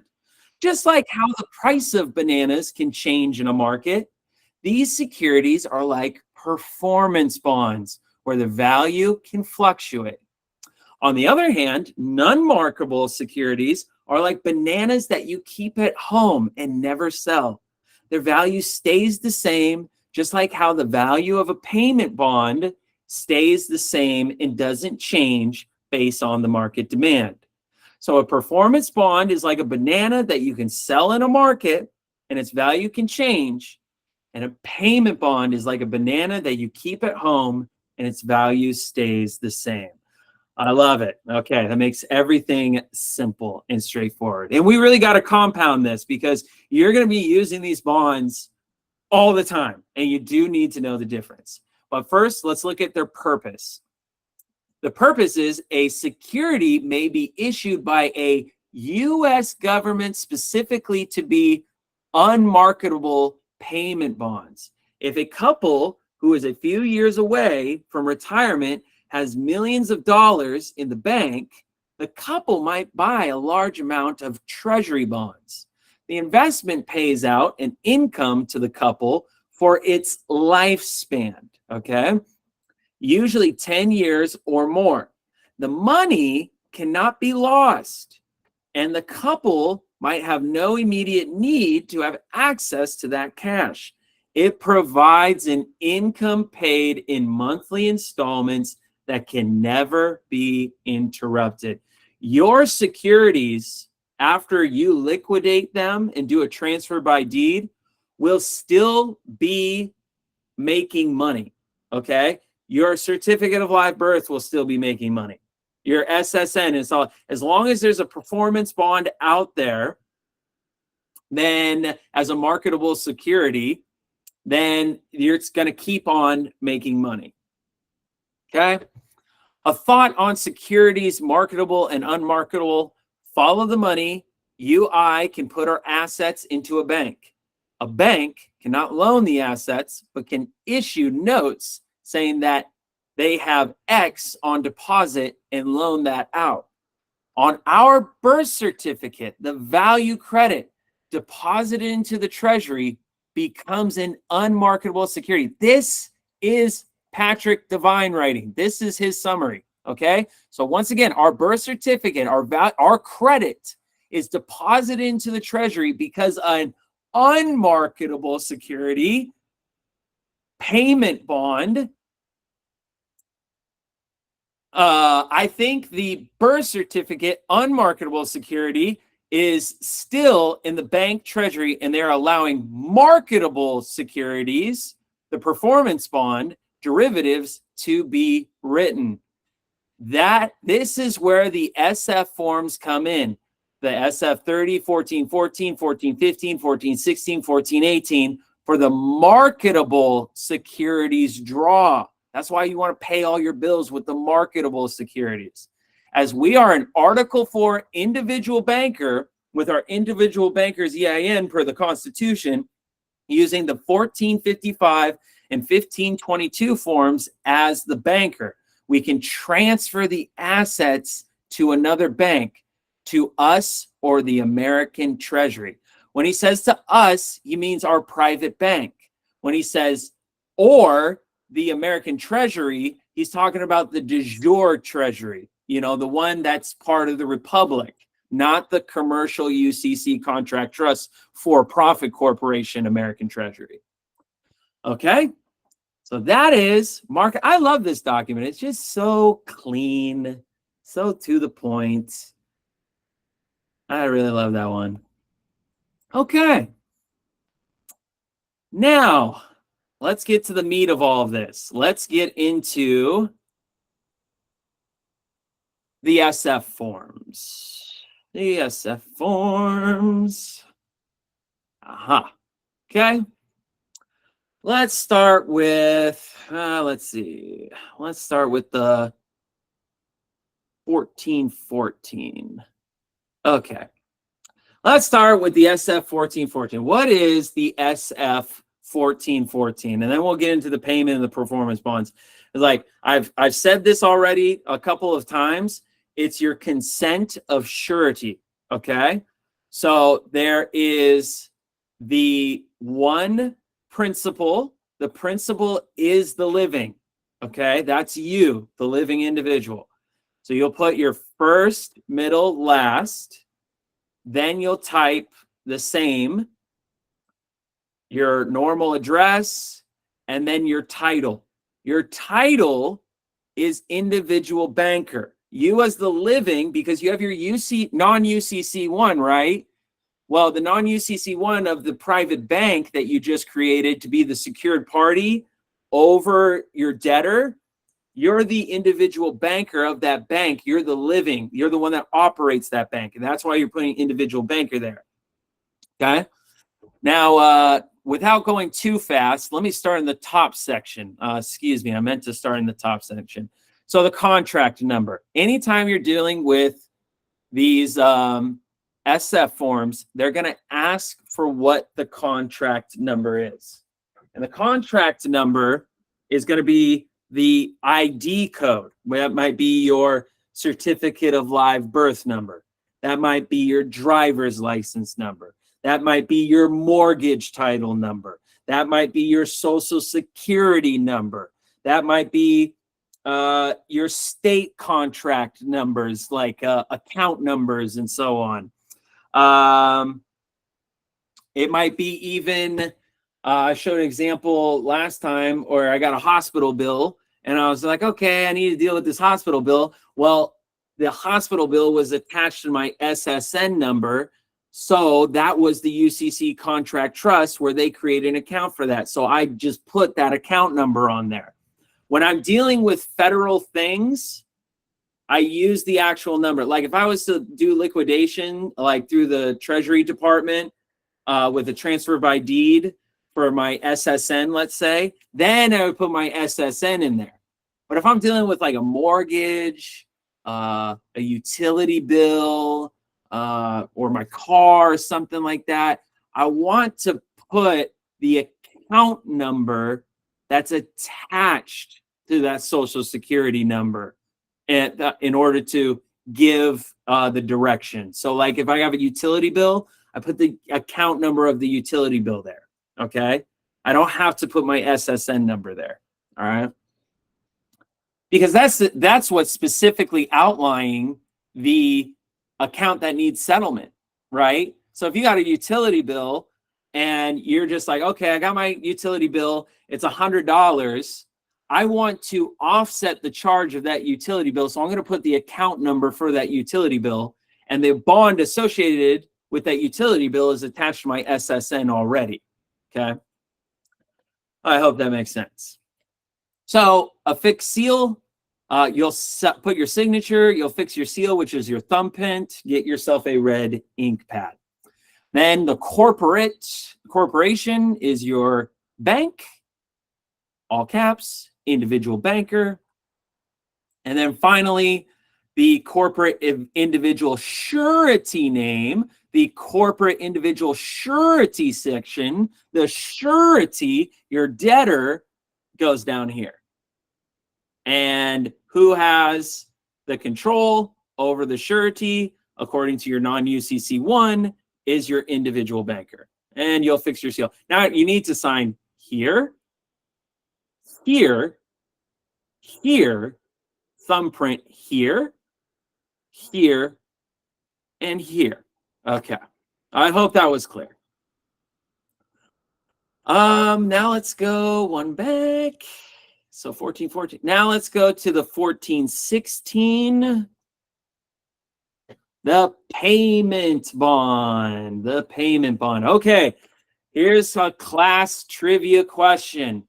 Is a payment bond a marketable or a non-marketable security? Who can answer that? Non-marketable? Unmarketable. Non-marketable. Non-marketable. Non-marketable. Absolutely. Absolutely. Okay. You need to know the difference. What pays your bills and what is just a non-marketable security that has a set value. When it comes to these bonds, you will never, I don't care if you call up the state, I don't care if you call up your bank, I don't care if you call up your mama, you ain't never gonna find out how much these payment bonds are worth. You know, I tried, I did everything that I could, I sent letters, I went all over the state to just figure this stuff out, and they know, but they won't tell you, okay? So what you wanna do is you'll go in the principal. So who's the principal? You are the living person is always the principal. But where are you operating as the principal? If you're operating as the living, what jurisdiction should you be in? You should be in the republic.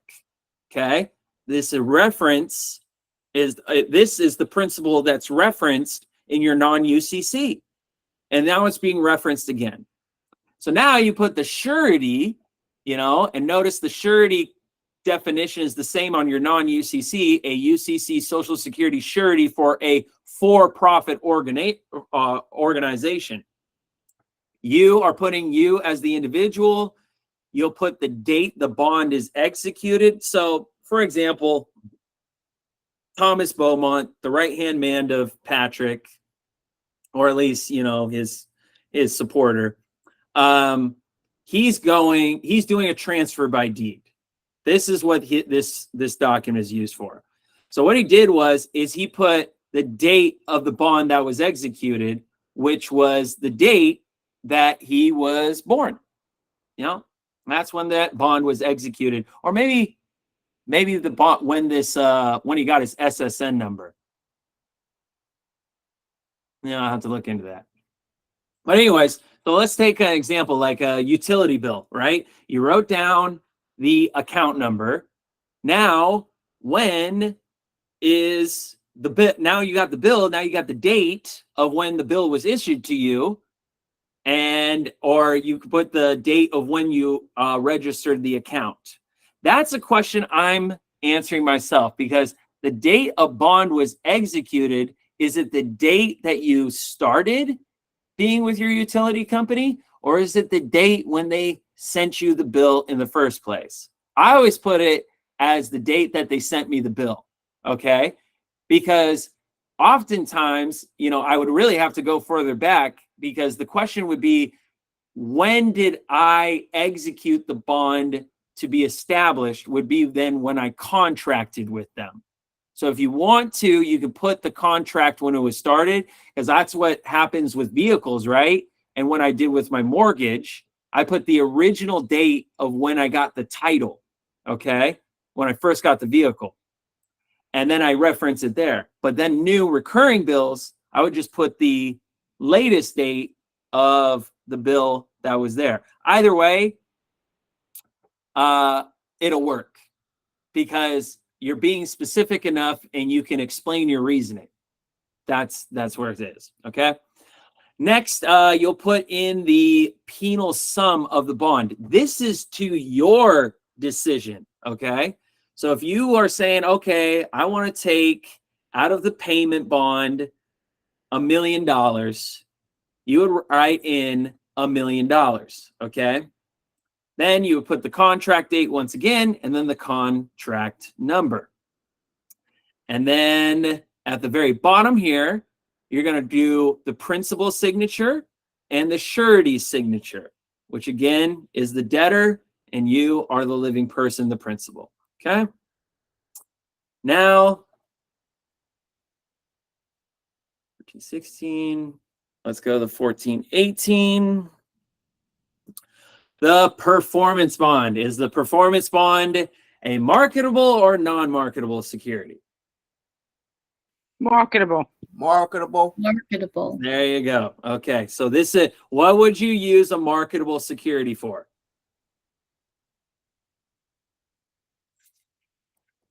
Bills. Yep, there you go. And taxes.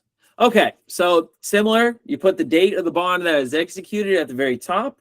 You'll put you, the living, as the principal in the republic of the state that you live in. And then you put then the surety, which is your all caps person's name. And then you'll once again put the contract date, the contract number, and the penal sum amount of the bond listed inside of there. Now, every time you do a contract, you're going to choose either to pull from the performance or the payment bond, or both. It's up to you. You don't have to pull from both of them in every transaction that you do, okay? Just as a side note. Then, once again, there's the principal. You're the principal, the individual banker, and then your surety is your UCC surety right there, okay? Paul, but you said that the payment bond only has a set amount, so you wouldn't take a lot out of that. You would take more out of the performance bond, correct? We're going to get into that. I'm going to answer your question right now. Okay. All right.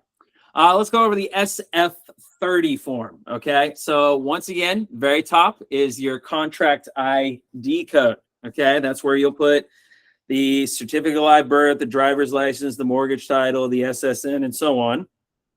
And then on amendment modification number, wherever you see a modification of it, this is your personal record keeping. So you can use any denomination of numbers that you like. You can put 01, 02, 03. This is for your records, okay? And then you'll put the effective date, which is the today's date.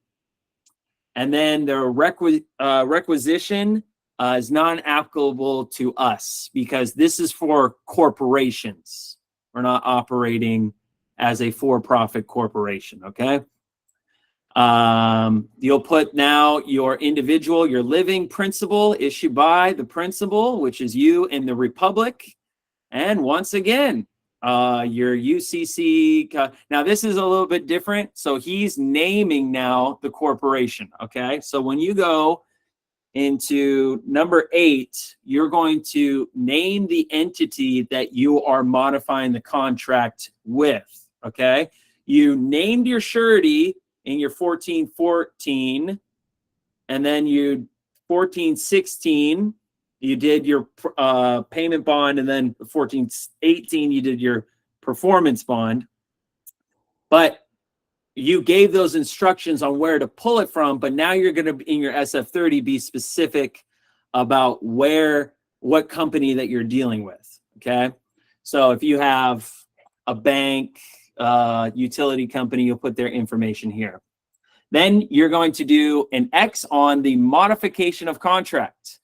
Again, the number will match the same as the contract code, and you put the date. Now, you can do an X here on the amendment of solicitation. If you've come to my previous classes, can anybody tell me what would go in the amendment of solicitation section? Case number. Case number, absolutely. A solicitation is anything that a government entity enforces on you, like a police officer writing you a ticket, or you have a court number, anything that's a solicitation. That's why Patrick Devine, when he had his 2016 Ford Fusion, and you look at the back of all the stickers he put on it, one of them was no solicitation, which is the same that a lot of us have on our front doors for our houses, is no soliciting. We usually think of that as like, oh, don't try to sell me something. Well, it's the same thing. No solicitation is don't try to enforce or put any rules on me that I do not agree to or give consent for. Paul, Yeah. would a bill be a solicitation? No. So That's only strictly the state. yeah, exactly. Because those are from your contractors. Okay, those are your contractors. A solicitation is a for-profit private government entity trying to serve you with something because you broke basically their unconstitutional laws. Thank you. And there's not a no soliciting sign on the courthouse. Yeah, that's true. That's why the solicitor can solicit you into a contract. Yeah, exactly. All right, let's go on. This section 11, nothing for you to fill out here. Okay. Number 13, this item only applies to modification of contract orders. Okay, it modifies the contract number as described in item 14. Okay, so item 14 is the description of the contract modification that you're doing. You will select this box. This change order is issued pursuant to specified authority to the changes set forth in item 14, which is right down here, are made in contract order number item 10A. And then he wrote inside of here, modify contract and liquidate existing securities to settle account and deposit to issuer's EIN number. So what Thomas Beaumont is doing by going to the IRS Technical Analysis and Control Support Division is he's ordering them to liquidate the performance and the payment bonds from his SSN account and to be deposited into his private bank. And then he goes into this, which is section E. Very important. You got to mark this off. Does the contractor required to sign and return copies to the issuing officer? There is a yes and a no to these statements, okay? 90% of the time, it's going to be no. What do you say today? Andre, please mute. Andre, please mute. I'm going. You want me late? I'll go if you deliver I have complete muting power. Hold on. And Find one of those electrified green hands to use against Robo Mommy. There's gotta be one arm around here somewhere. It's over there. oh, that's a great feature. I love that feature. All right, back to it. So now on here, he wrote pursuant to his non-UCC, he's referencing his non-UCC, and he put his registered mail number there. Issuer hereby orders the total liquidation of for-profit UCC government collateral trust certificates and deposit those assets into issuers' individual, private bankers, nonprofit, EIN account number, and then they put the account number right there. So that's what he's ordering. And then he put in his title, which is his living name as the individual banker. And then he signs it right below and puts the date of which the contract is there. That is it for the SF30. Yeah, that is how easy it is to modify a contract. Now I'm going to give you a couple more examples here. So for example, let's say you got, I want to pick something. Let me see. I can use both examples. Let me see if I actually have one. I mean, I got so many SF30s I filled out. Maybe I can just pull up one of my examples. Okay. A property tax bill. Okay, let's do property tax. All right, give me a second. Let's go to a blank one. Can I write in this? I can't write in this. Oh, I know what I'll do. I know what I'll do. Let's do this.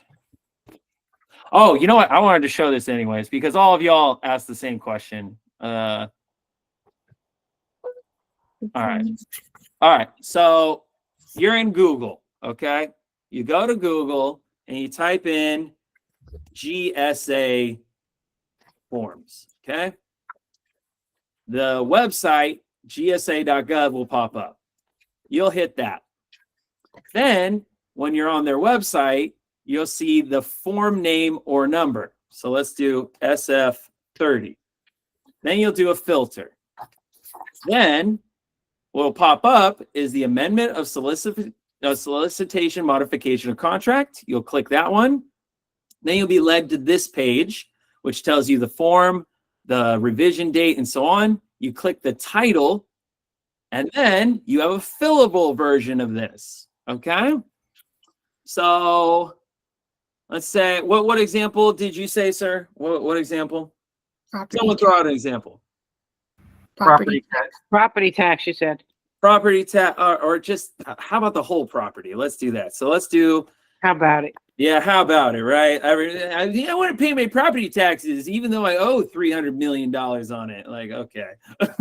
So here's Bank of America, Wells Fargo, etc. Okay. Usually Bank of America, Wells Fargo, they have a debt settlement office. We can't see the screen. Oh, you can't see the screen. Oh, thank you for telling me that. We can't see. Oh, gotcha. Okay, how about now? Thank you. No problem.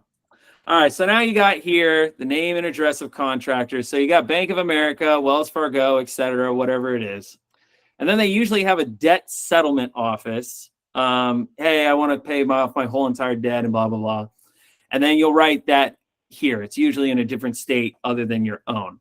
You don't want to send this to your local branch. They're not going to know what to do with it. They'll probably send it back to you and say, hey, we don't deal with the complete settlement or whatever. So you got to go to a debt settlement office. Wow. Okay.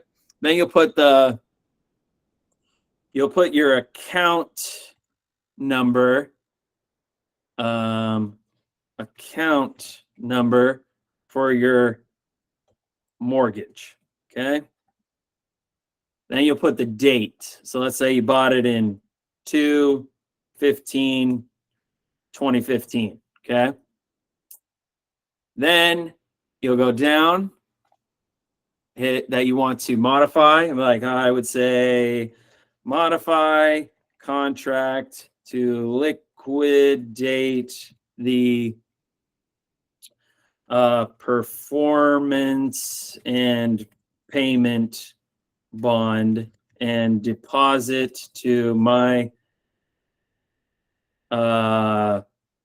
let's do commercial bank account, and that number is blah blah blah. Okay, so what I'm doing here is I'm giving an instruction not to deposit into my private bank, but to deposit it into a commercial bank account, which would be at Bank of America, Wells Fargo, whatever. Okay, or you can change that and you say, okay, maybe deposit it, or don't deposit.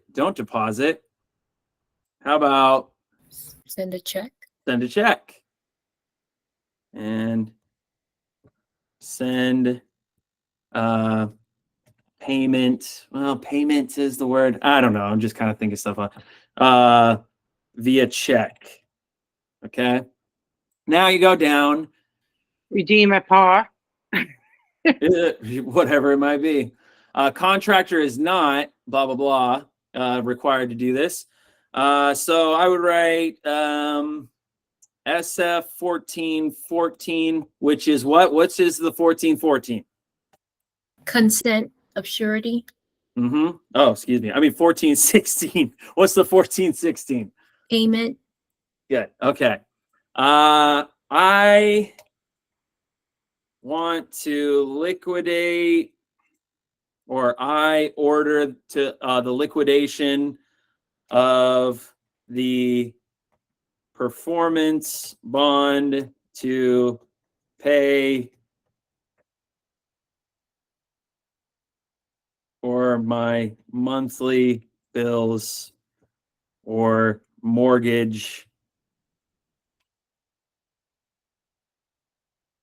And then SF 1418. Again, I'm using this right off the top of my head.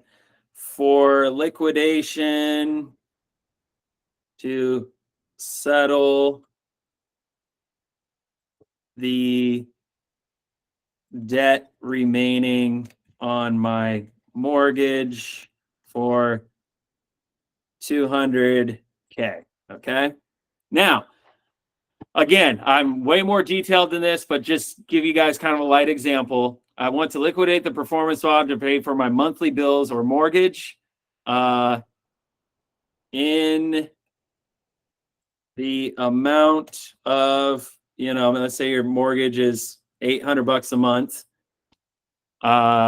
Or you could do the full liquidation and settlement for the debt that you have remaining, which is $200,000. Now, whatever you say here or here for these forms, what do you think you have to do for the SF 1416 and 1418? Total it and put it on that form. Yep, put it in the penal sum column.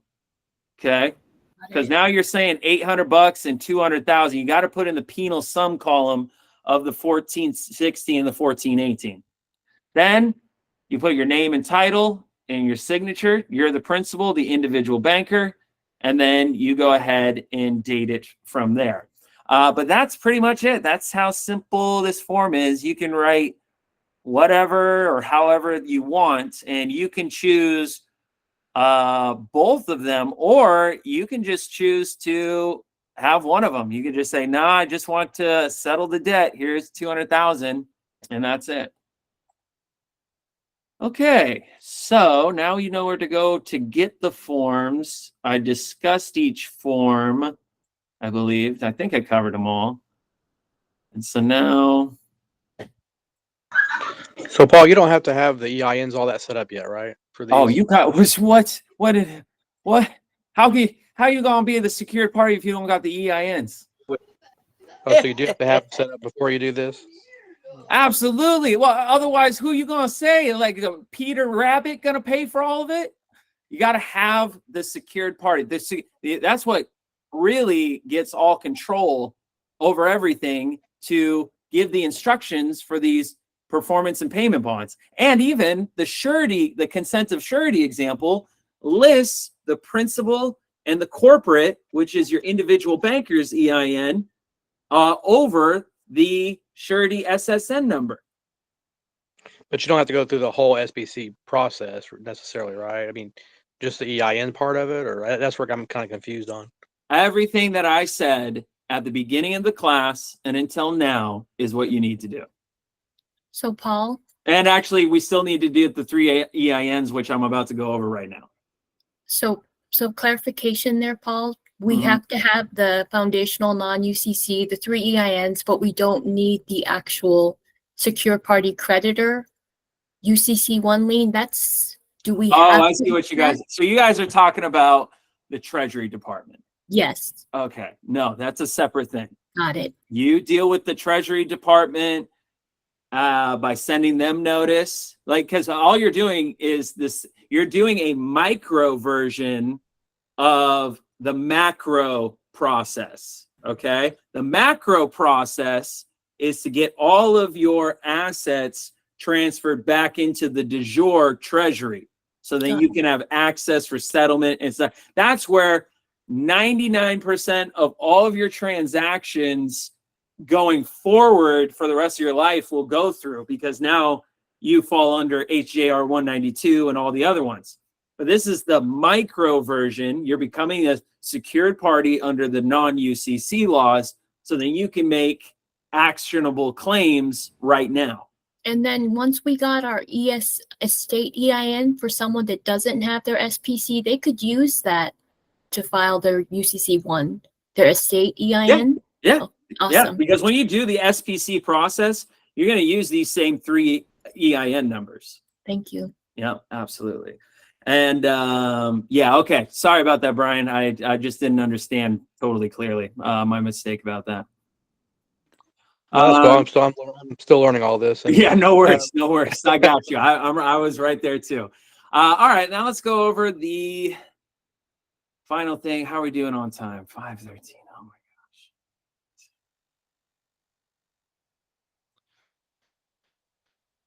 gosh. Okay, I'm gonna go. Okay, here's the deal. For course number 2, class number 2, I'm gonna go over the EINs.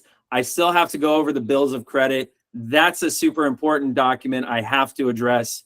And then when we get into the individual bankers EINs, we'll do that for next course. For those of you that want me to just sit down with you to go over it with you about the individual bankers EIN, please feel free to book a consultation with me. To book a consultation, send an email to paulmichael@creditoracademy.com, and I will send you an appointment link on my calendar.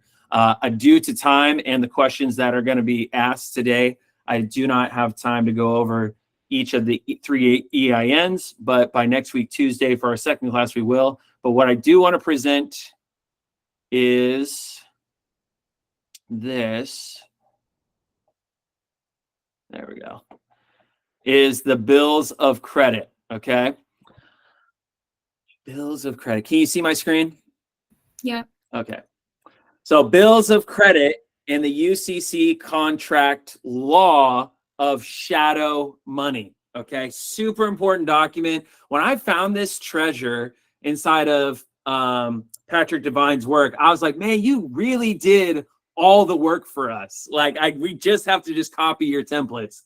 But per the Constitution for the United States of America, Article 1, Section 10, no state, all caps, shall enter into any treaty, alliance, or confederation, grant letters of marque and reprisal, coin money, emit bills of credit, make anything but gold and silver coin a tender in payment of debts, pass any bill of attainder, ex post facto law, or a law impairing the obligation of contracts, or grant any title of nobility.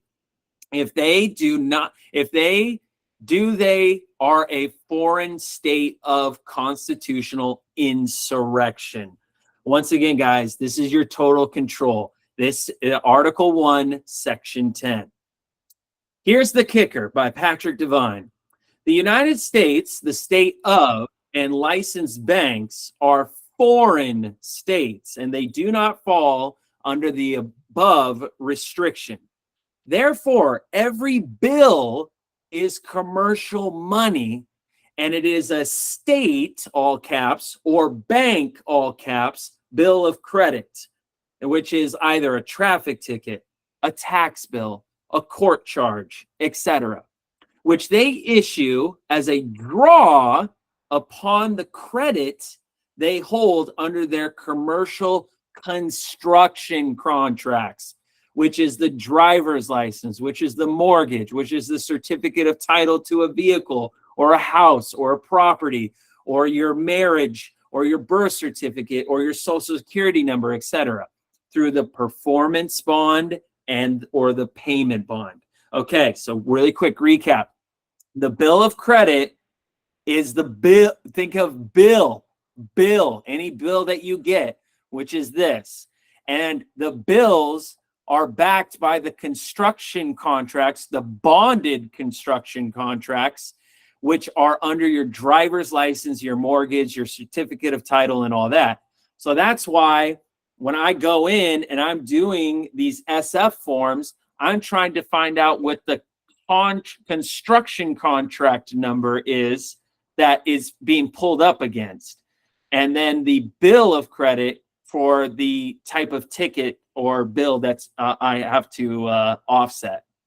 So if you endorse it as a bill of state credit as per the UCC demand and the payment or commercial charge settlement at any state banking window, clerk of the court, state treasury, or licensed bank, Bank of America or whatnot, demand a copy of a 1099-C showing debt cancellation.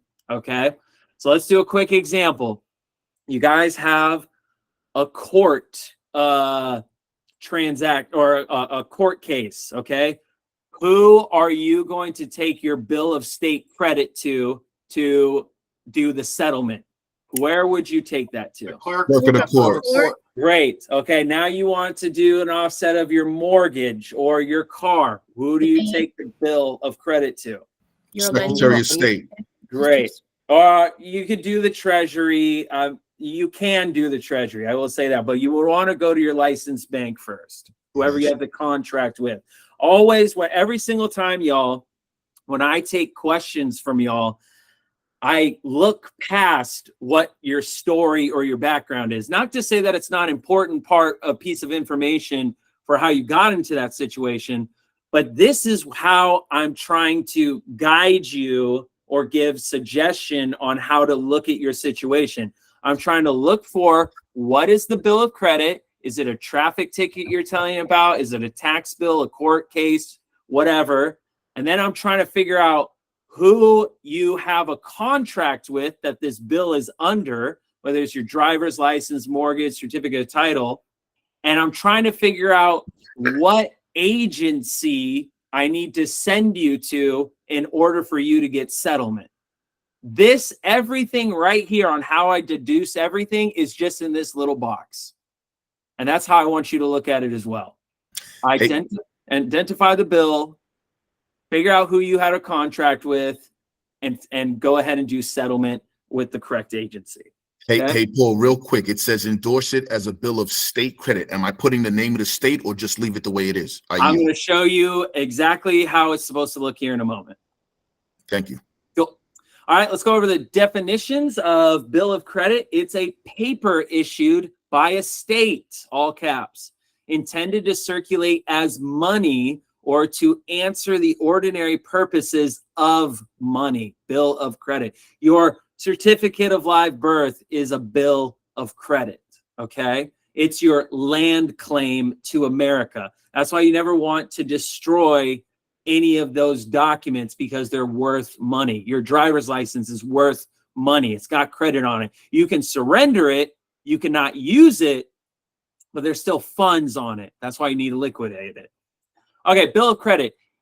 It is provided by the Constitution of the United States under Article 1, Section 10, that no state shall emit bills of credit or make anything but gold and silver coin a tender in payment or debts. Such bills of credit are declared to mean promissory notes, those Federal Reserve notes, or bills issued exclusively on the credit of the state, and for the payment of which the faith of the state only is pledged. The prohibition, therefore, does not apply to the notes of the state bank drawn on the credit of a particular fund set apart for the purpose. Bills of credit may be defined to be paper issued and intended to circulate through the community for its ordinary purposes as money redeemable at a future day. That is such an important sentence. And money redeemable at a future day. That's any day that you decide you want to claim, okay? This phrase is used in another sense among merchants. It is a letter sent by an agent or other person to a merchant, desiring him to give credit to the bearer for goods or money. A merchant is another word for a creditor, okay? So when you read that, it's used as among creditors is a letter to be sent by an agent or another person to another creditor, desiring him to give credit to the bearer for goods or money. Who's a creditor? You're a creditor. Who's the other creditor? It's the junior creditor.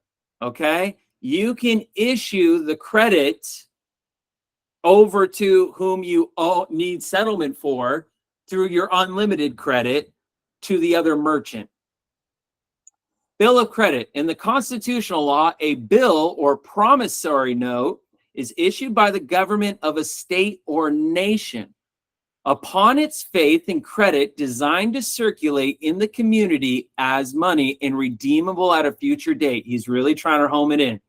In mercantile law, a license or authority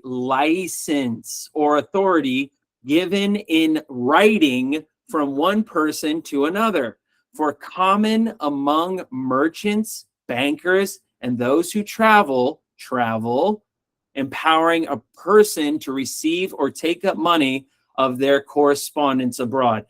Let's take a driver's license and travel. Again, a license is a writing from one person to another for a promissory note of credits at a redeemable future date. Your driver's license has money. That is your faith and credit, and that you can redeem off of. And how do you redeem it? You have to do what we learned inside of the pyramid that we looked in earlier. Let's go back to the pyramid for just a second. You need to acknowledge and endorse. You need to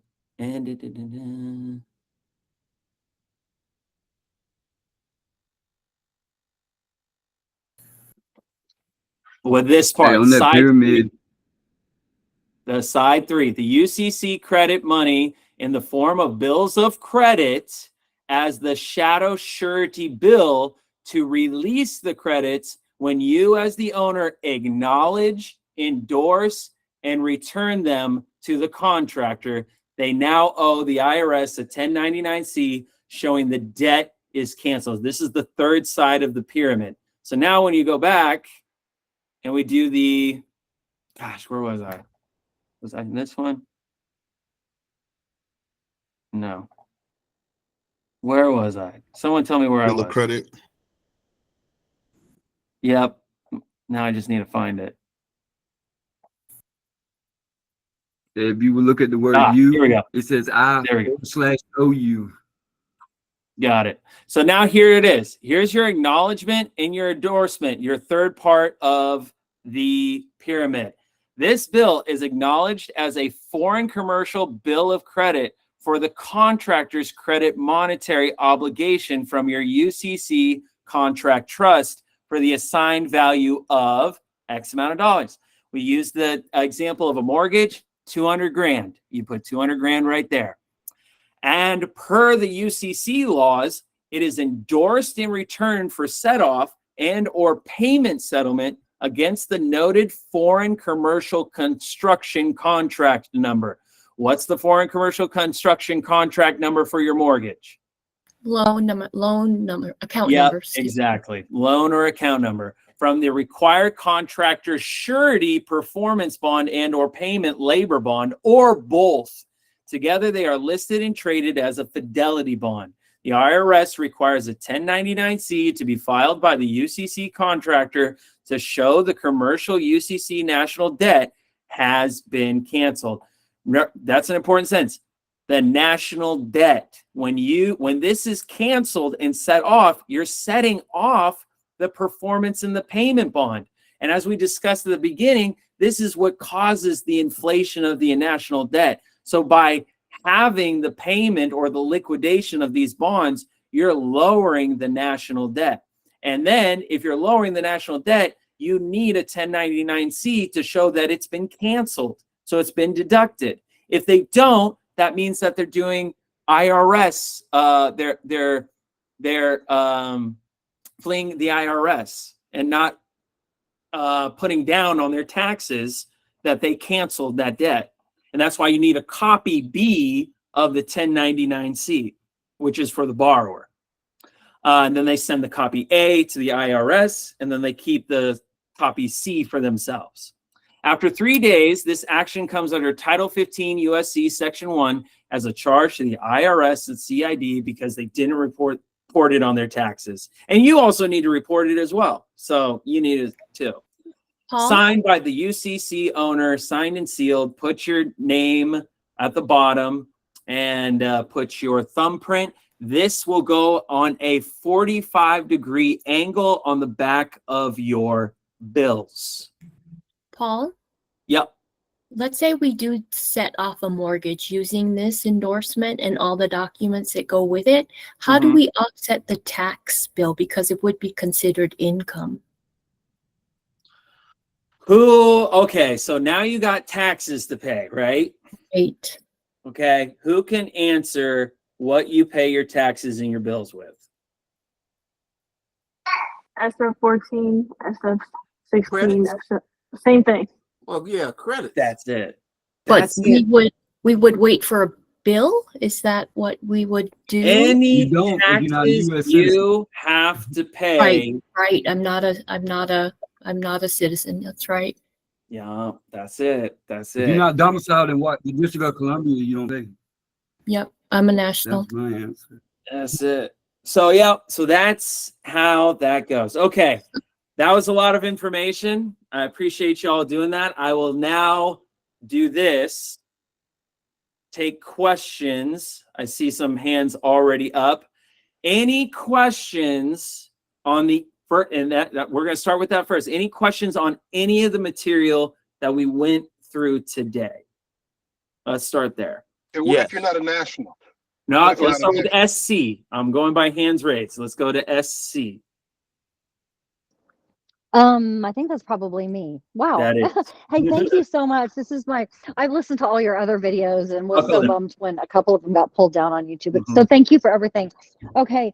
One of my questions, regarding the name, when you're on the UCC, and you're referring to the living name, the principal, and you put your first, middle initial, last name. I have been under the understanding that the living woman is first, middle, last, not first, middle, initial, last. So would you mind clarifying that for me? Or Yeah, first, middle, last.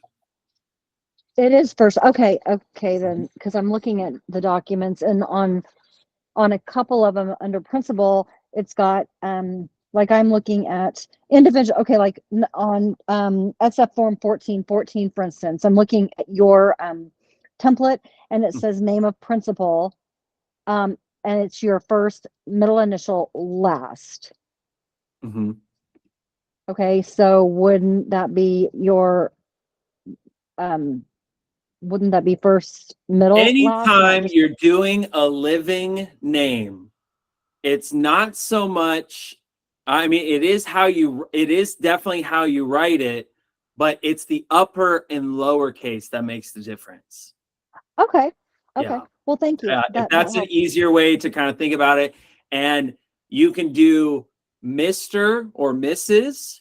That's a living name signature. I've oftentimes put Mr. Paul Michael Rowland. And that's or not you a could title put- of nobility. Or you Like, can put would that- by, or you can put authorized representative. There's many ways that you can write your living name, but it's always uppercase, first letter, lowercase, all the other stuff. Okay. Yeah, I got you on that. Okay, cool. Okay, great. Well, thank you so much. I'll let someone else go. I No appreciate everything. problem. All right, let's go to Deep End. Good to see you again, my friend. Hey, we were talking about the liquidating the nonprofit private banker EIN account number when Thomas Beaumont did that. Where, I'm sorry, it's probably a stupid question, but where is that account? Do you have to go to a bank and open an account? When you liquidate that Social Security into that account, where is that? It's an account number that you created when you registered for your EIN number. Okay, but where is that housed? Inside of your private bank. May I add to that? Where is the private bank when you set that private bank up? Is that like an account? Yeah, that's your EIN number. Can I add to that? Yeah, go for it, Denise. Okay, so when you add money to that account, that means that that EIN is funded. So when you do your taxes, you can claim those funds on a form, whatever form that the individual banker files, and recoup your money back that way. Am I correct in saying that? Okay. It's your books. You keep your book. Yeah, got you. Okay, let's go in order. I don't want a bunch of people. Hold on. Yeah, I hear you, Joseph. Let me answer these questions. Okay, Deep End. Is your main question, how do I access these funds? Yes. Okay, that's it. And that's everybody's question. If you want to access your funds, do this right now. Grab a piece of paper, any piece of paper. Grab a pen. And what you're going to do is you're going to write on this piece of paper just like a check. You're going to write down the account number. You're going to write down the routing number. And then you're going to write down the amount that you want to liquidate or take out of the account. You're going to put your signature. You're going to put the draft check number. You're going to put the date. And you're going to put who it's being addressed to, the payment to be addressed to. And then you're going to write out the amount, like $100, O-N-E, $100, and then X out the rest. Then you're going to hand that to somebody, and then they're going to process the payment. And then they'll be able to get the assets out of the account. You can make your own checks even too. That is a bill of credit that you just created? Yeah, that's a form of bill of credit, yeah. Okay, so when you create your private bank, you don't need to go somewhere and set up an account. No, as soon as you get your EIN number, you did it. You created it. Okay, all right. Thank you. Have a good night. No problem. Charlie McClain. Hello. My question is, if you have a court case, how do you find out which contract you're under? And also, when you do find out, when you do get that court case, all you do is put the acknowledgement and endorsement on that case, and then that's how you set it off. That's my question. Yep. I want you, and everybody really for this matter, is to look at that bills of credit document that Patrick put together. In that little box, I kid you not, I answer every single person's question in all of these groups based off of that little box. I do nothing else. You're bringing up to me a court case. I'm thinking about it the same way that it's in that box. I'm trying to identify who what the bill of credit is. Okay, what is it? Is it a court case? Is it a bill from the utility company. What is the bill? In your case, you're saying it's a court case, so there's a court case number. Then I need to ask myself, what is that court case number or bill going against? Is it going against a marriage certificate? Like, are you getting a divorce? Did you do a traffic violation? So it's against the driver's license number. Did you do tax fraud? So maybe they do it against your social security number. I'm trying to identify what that ticket is attached to, because whatever it's attached to, that's what has the credit. That's what's got all the money. You don't have money, but your driver's license has money. You don't have money, but your marriage certificate has money. And then the last thing I do is I try to think to myself, okay, Charlie's going to court. Who do I need to send my forms to liquidate the money to settle the bill of credit? Oh, I need to send it to the clerk of the court. That's who I need to send it to. Guys, that is my breakdown for anything you ever bring up to me. I look past the story and I just say, what's the bill? What's the bill attached to? And what's the state of corporation that you had a contract with that I need to do the contract modification with? Does that answer your question? Yes. So to be proper, to have the correct understanding, say if it's a mortgage, then that probably would be attached to the Social Security, correct? Yeah, it could be attached to the Social Security. I mean, yeah, absolutely. The Social Security is kind of that's the for-profit corporate trust that was created. There, you got you as or your mother as the grantor. Then you got the Social Security number. Then they got the certificate of live birth. So you got the certificate of live birth. You got the Social Security number, and then you got, what's the third one? I'm forgetting the third one. Estate. Driver's license. Yeah, and that, The one because on then the whatever. Social Then you got the Security. bill. Then you got the bill. Excuse me. Done. Yeah. So that's so when we're looking at the private side, we're creating our own trust where the Godhead is our private banker's EIN. Then we are housed. Then it's housing our trust, our foreign grantor trust. You're foreign. You're in the private. You're operating in a private trust. That's why you do it. That's your security. You know, that's the living. That's literally the soul of your bank, is that foreign grantor trust. Then you have your estate, which is the body of that, or the checking account of that of your individual bank as well. So those are your cohesive measures to that. So yeah, if you're dealing with a mortgage, it's probably attached to your SSN. Almost all mortgage contracts ask for your SSN number. Okay, Thanks. let's go to Kevin. Okay, I have a question. My question is that do I have to be American state national for this to work? And then I have another question.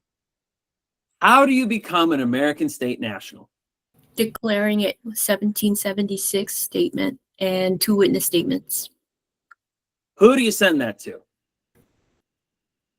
Secretary of State and DC, other governmental agencies also, and you register with the state assembly. And what are you looking to accomplish by doing that? Claiming your straw man, basically. You're trying to be the secured party. Yeah. That's Okay, so I have to. That's your non-UCC. Yep. Okay, so I have to do that in order for that to work, and then I have to do that for the foreign national bank. I mean, am I correct? Okay, say that again. I didn't quite get that. Okay. The bank. Now see, I can't. I'm not familiar with all the terms. This is my first day here. I'm forgetting. Yeah, no, it's totally fine, Kevin. Glad that you're here, buddy. Yeah, no worries. Okay, so when you're a bank, your bank is not of the U.S. Am I correct? Even though it is foreign, because you got your foreign grantor trust, which is foreign. That is your trust. You're operating through your own made trust. There's the There's the for-profit corporation trust. Now you made your own trust. That's why you get your foreign grantor trust. Okay, so do I have to be American State National in order for that to work properly? No, because you're saying American State National, but what you should be saying is secured party. Gotcha. Because all you care about is having control of the straw man. I get what you're saying, and I totally understand it. I'm just trying to change your way of thinking about it a little bit because these terms get thrown out. You want to operate under the Republic of the United States, which is the private jurisdiction outside of the corporate straw man structure that was created at your birth. So what you're doing is when you're saying I'm an American national, you're really trying to say I'm part of the Republic. I'm not part of your statutory laws that you keep on. I'm part of the statutes of the American Constitution, but not part of your statutory made up laws that you keep adding and to infinitum. Gotcha. Yeah. How does that work on the non-UCC when you put down under the? I'm going in order of the questions. You got to raise your hand. Okay, so I'm going to go to Lovemore. That's me. That's you. Angela. Yeah. So I got two questions. The eviction, if you get an eviction notice, right? Mm-hmm. That when you go to can you do it administratively or do you have to appear in person? Okay, that's the first question. Then say that I see a house that I want to buy, right? Mm-hmm. And I make an offer on it. Mm-hmm. Once I sign that contract, then it's a binding contract, and I can write that off. Set it off, correct? And this is a lot of times people, I kind of tell people this because now you're talking about new assets, new property. There's no contract, there. So now you are starting the contract, right? The banks, the all corporate capital banks are coming into our republic and they're trying to say we own everything. Okay? We own everything. Any house that you see is really yours. You can conquer and own anything that you see. A corporation, this for-profit UCC Commercial Contract Trust Corporation that was started in 1913, is trying to take all those assets and say, I'm the secured party over it. If you become the secured party, you can claim anything because they don't have rights over it that you do. Now, that doesn't mean you can't go up to your neighbor's house who's been paying his mortgage for the last 30 years and just say, hey, I'm taking your crap, and it's now all mine now. No, you don't want to do that. But I do, for people who wanted to get into the housing market, I suggest you look at foreclosures. Less pressure. You're just like, hey, I want to look at it. You would then kind of get in. Now this kind of dips into the UCC 3, because you need amendments. Because when you did your UCC 1, did you put down in your UCC 1 that house that you're interested in now, or that car, or that blah, blah, blah, whatever? No, you need an amendment. Now you need to write in there that your secured party creditor under that UCC 1, under an addendum. An addendum means in addition to. So you have an addendum, the UCC 3 is what it's called. And that addendum, you can put in the specifics of that property. That's what you did also with a lot of secured party process with the Treasury Department, right? You did your UCC 1 filing and you said something like, oh, I take control of all contracts, chattel paper, bills, I'm the secured party, right? But you didn't list your car. You didn't list your mortgage title in there. You didn't list all the other stuff. You didn't list your driver's license number and all that. And it wasn't even listed in here in your UCC 1 that Patrick did. He put all of that stuff in the UCC 3, or is transferred by deed. That's how he was claiming things. And then from there, now you have a claim to it, You have a claim. Now you can start your process for your claim to do the discharge and settlement of what that foreclosure wasn't able to fulfill. Maybe the foreclosure has like $100,000 left on it. You're like, okay, well, now I have a claim to the property, but there's still a debt to the property. Well, now I need to fulfill the debt. SF30 form, your 1414, 1416, 1418, with a nice little cover letter, your endorsement and stuff like that. Now you can start the process. That's how you go about it. Okay. Hope it makes sense. It did. Okay. Now, what about the eviction? What about it? Oh, once again, do you appear? Go back and squat. This is no squatting. I don't say no squatting, no nothing. Guys, Right. pay your bills. You have unlimited credit. Okay. Hey, You can do it. hold on. Squatting was made for when they kick you out. You're supposed to go back and squat in your house. You are supposed to. Otherwise, they say you abandon it and you acquiesce. They put a 1099A on it and take it. Oh, I don't want the house. No, you're not going to do a squat. What you're going to do is you're going to fill out your SF30, I fulfill the know debt, that's and everybody supposed leaves. to do. I'm saying. So you say I got you. I wasn't saying go squat. I got a lot more information. But so Paul, what you're saying is to answer the eviction, right? And then do a SF30, correct? Yeah, fulfill whatever debts you got. We just went over, just take care of your bills. Say, I'm taking it from the performance of the payment bond. Here you go. I made a settlement. That's it.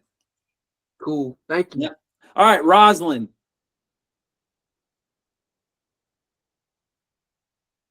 Okay, Haywood.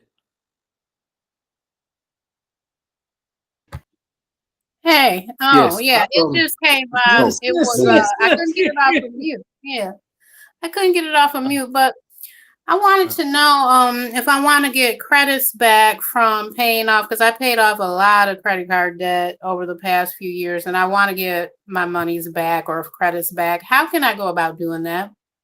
Your SF 1047, which we haven't gone over. SF 1047. Okay. Mm-hmm. Yeah.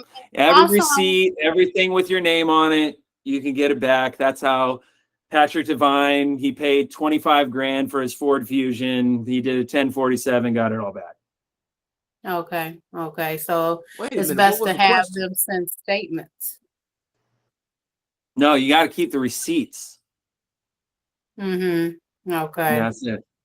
That's it. All right. Now let's go on to oh, I don't know where the other person went. Oh. What was the question, Paul, when you was saying about the 1047? 1047 is which is your payment voucher. It's how you can reclaim things that you pay for. Let's say you went to Walmart, bought something for $100.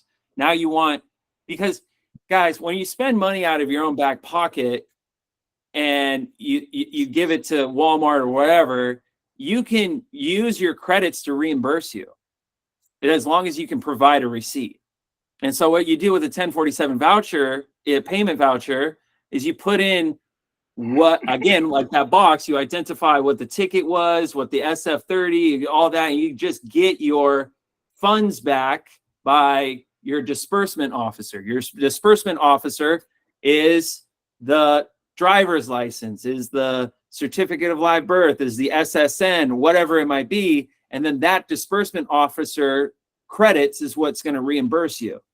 And then that does an accounting thing at the Treasury Department. And we're going to cover more into that when we get into establishing a UCC contract trust in the basis of the Treasury system by Patrick Devine. Actually, you can learn about that with the video that's posted up on our YouTube, establishing a UCC contract trust.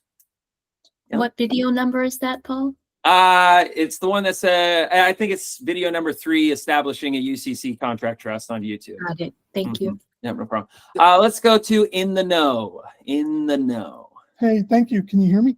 Yep. Okay, I got 3 quick questions. on the forever stamp, can you just put like a $1 stamp there instead of a forever stamp, or it doesn't matter? I would try to find a 2-cent stamp, make it cheap on you, you know, don't go broke. Okay, so you're just saying any stamp there will do. Yeah, he put a forever stamp, you know, you can use a 2-cent. I mean, I went there and I was like, how much is a forever stamp? And they're like, you got $1. And I was like, yeah, I got $1. Okay, here you go. Okay, so it doesn't matter the stamp. So thank you. That answered Yeah, that. no problem. Mhm. What state do you put on your non-UCC? So if you were born The in state you're residing in. okay, the state you're residing in. Thank you.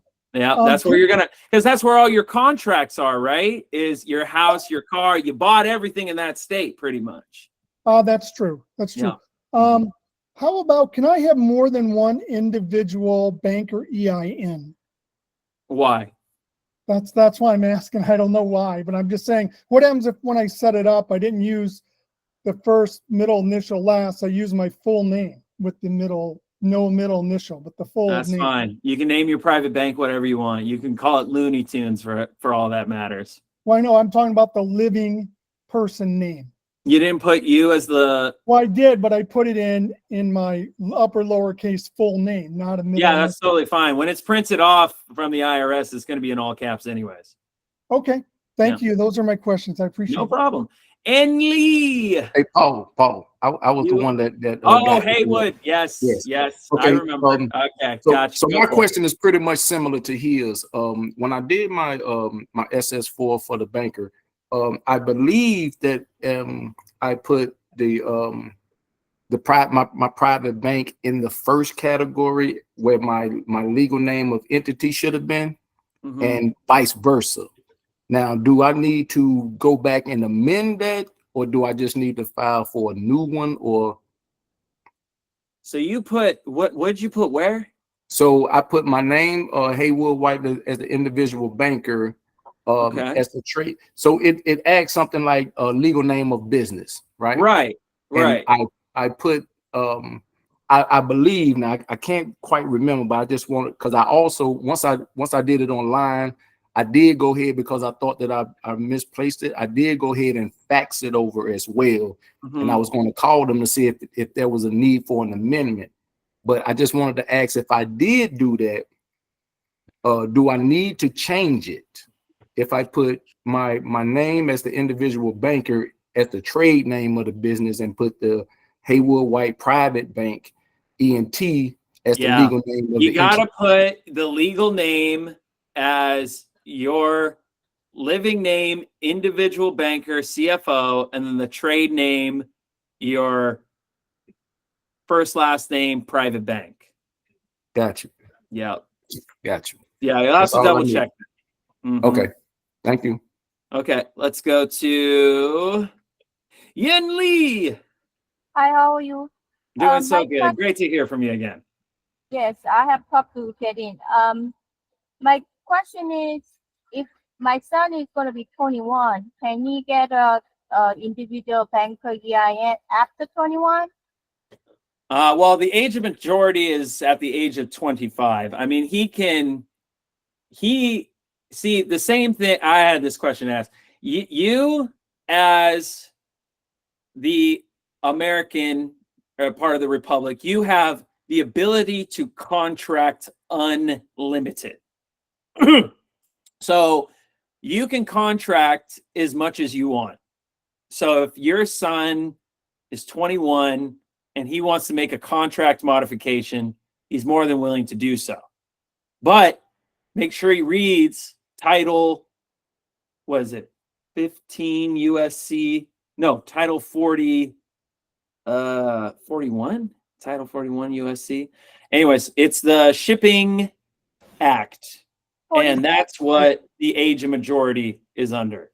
He needs to read that and understand it. That's why the homework assignment is for you to go read all of those little file reference laws. So then you can be like, hey, I know exactly what constitutional laws I'm operating under that gives me the authority to do that. Because when you're in court, those are the only things that are going to protect you. And you better know them like the back of your hand. You may be like, oh, you're going to ask a question. The judge is going to be like, what makes you think you could do this and this and that? And like, well, it's my file reference data. It's this. And in this section, it says this and so on. All right. Hope Can that I answers. ask one quick question? Go for it. Quick. So I have a bankruptcy court case that Texas said they say I owe them, so I just keep them same SF30 and then 1416 to them. What you need to do is not worry about the SF forms. What you need to do is look at that bills of credit document, and you need to take that little box that's only one paragraph, and you need to really commit that into your mind. You need to Same yeah. as clerk of the court, bankruptcy clerk of the court, then.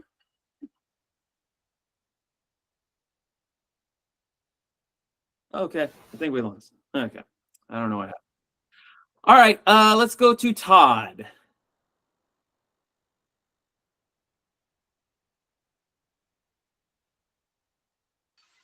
I am here. Can you hear me? Yep, I can.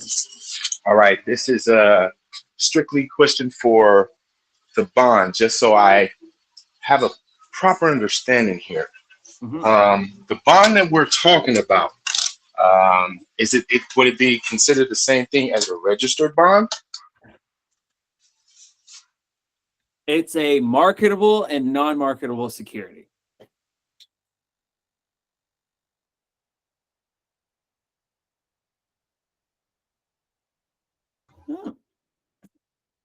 Great. Doesn't necessarily answer the question.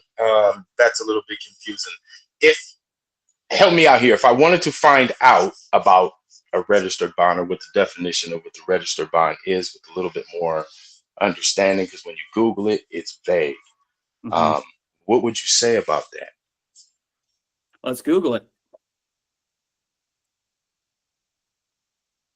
Registered bond is a debt instrument whose bondholders' information is kept on record with the issuing party.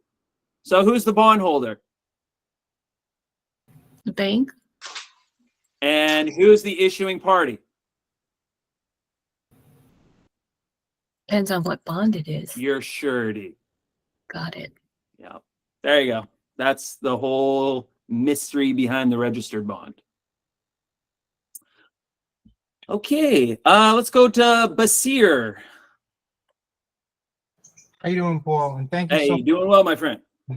My question is, can I be the banker, the individual banker over other family members, like my mother or my children? And I know the young lady already asked the question about, like, I have 3 daughters and they're different ages. Some of them are over 25. One of them is 21, but I was wondering about doing this for my mother as well. I see. Yeah, so the answer to that's a very good question. This is more of a spiritual question more than anything, but you have to follow the spiritual order of God. It's God in Christ, Christ in man, man over women, women over children. Okay. So you have your wife and you have your children. Your mom is not part of that. You were supposed to separate from your parents and then go out on your own and kind of build your own life. So you cannot help them. Same thing with really good friends. Like, I have really great friends, but I can't help them. They have to help themselves. Okay. So if I helped her become her own secure creditor, that would how I have to do it for her then. She can only do that for herself. She would have to come here because when you start taking on cases for somebody else, you're creating your own bondage to that person, because now they rely on you as the source of information to get them out of that situation. So now every time they get a letter, a summons, a court date, or any correspondence, they always have to go back to you. That's why this journey of the truth movement, whatever, it's a spiritual following. Like, people are called to it, and they have eyes to see and ears to hear.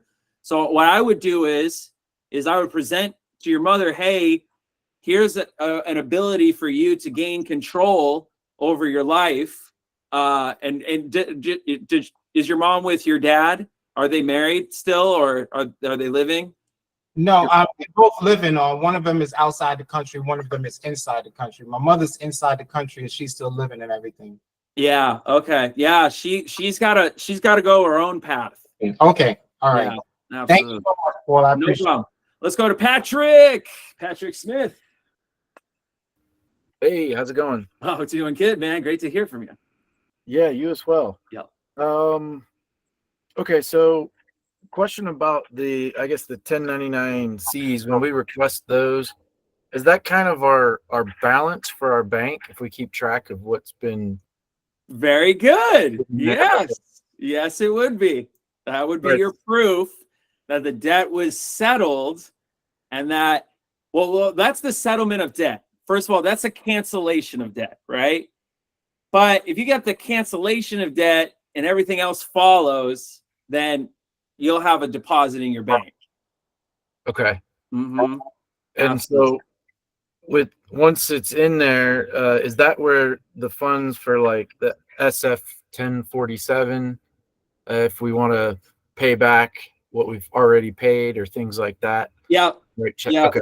Past taxes, maybe, or more commonly, wherever you pay for your car or your house, then you just take all those receipts and process it for the refund into the treasury. And then, correct me if I'm wrong, in my mind, that wouldn't be taxable because that's a transfer, but also it's a debt. Like you're taking control of your straw man. They put all that debt on him. You're just taking ownership of the debt, and that's getting paid back. So it's a principal payback.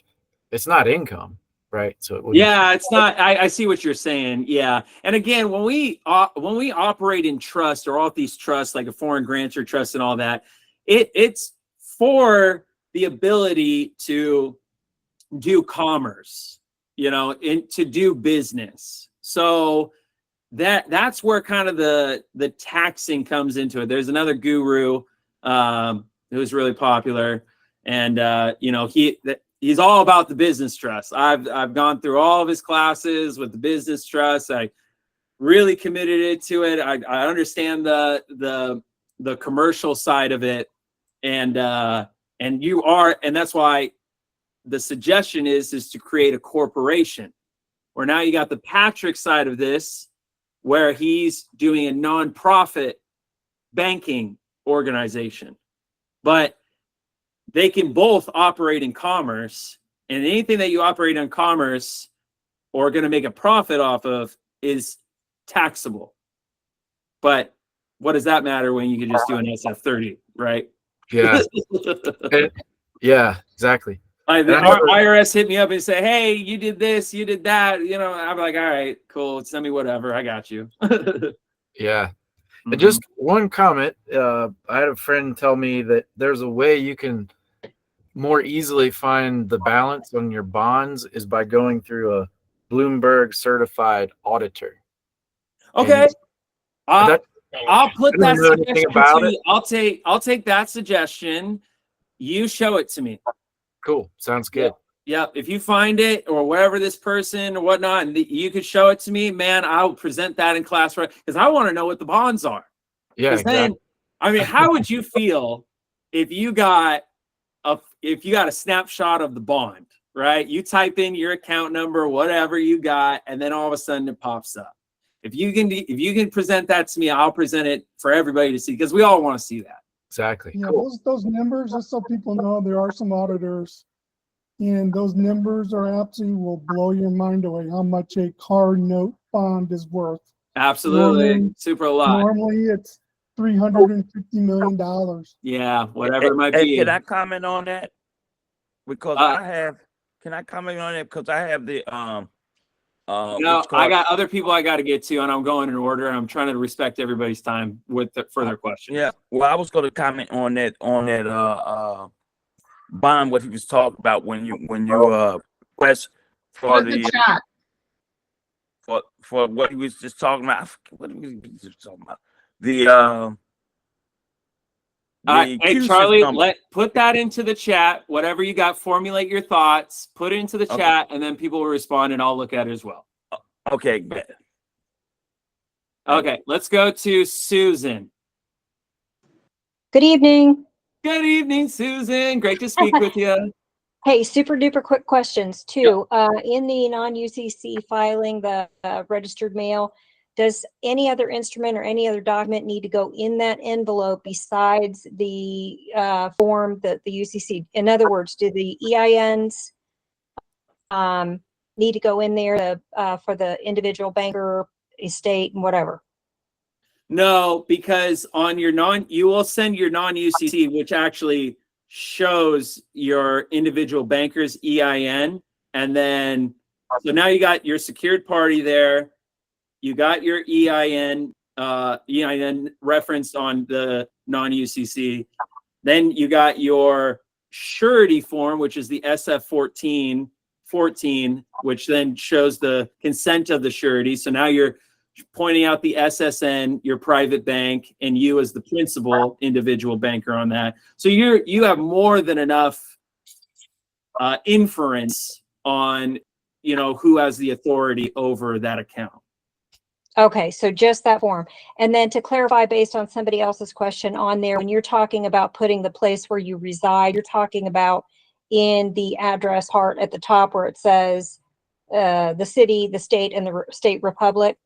Not that's Wherever you receive your mail, but in the republic, which kind of gets you outside of the corporate. But then at the bottom, in the collateral, we're putting like our strawman name, United States, state of, and that would be your birth state.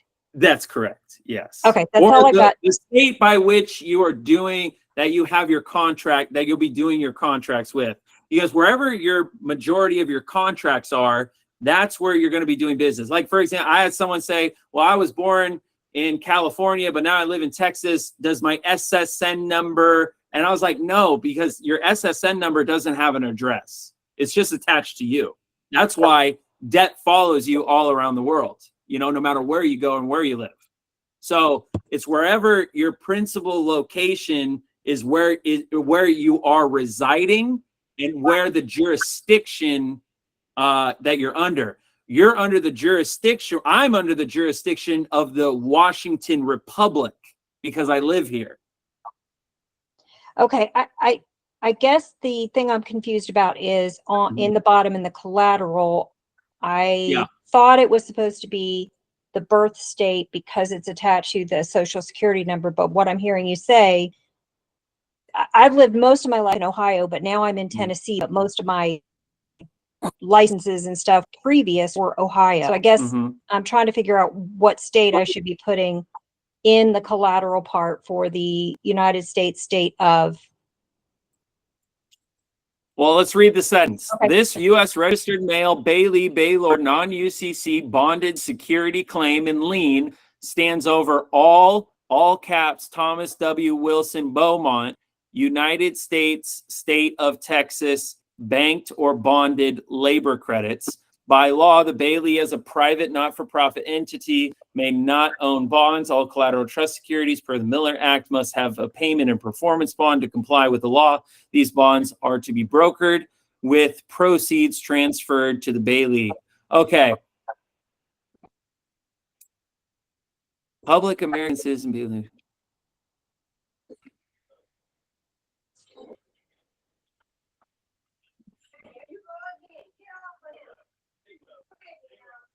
Yeah, no, this is the social security number, and so it would be the birth state. Yeah, okay. So yeah, I see what you're saying, because he resides in the state of Pennsylvania, but he references Texas. Yeah, so I'm referencing the top part where I currently reside, Tennessee, and then down in the collateral part where you were born. Where I was born. Then I got it right. Yeah. Right. Awesome. There we go. Thank you. Yep. No problem. I need to look at it too, because all my stuff is within this state, but you're right. There is differences if you were born and then reside in a different state. Very, very good question. Hope that clears a lot of other people's questions up as well. Let's go to Nasihi Williams. Hi, Paul. How you doing? Doing well. Okay. My question is, the bank. I have my 3 EINs in my private bank. I'm just confused on the routing number. I don't know what I should use for the routing number for my checking and my savings account. Should it be the Forest Granters Trust number for both?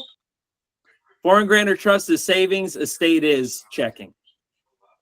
Okay, so the routing number would be both. The Forest Granters Trust would be the routing number for the savings, and the routing number for the estate would be the routing number. I mean, the checking account number for the.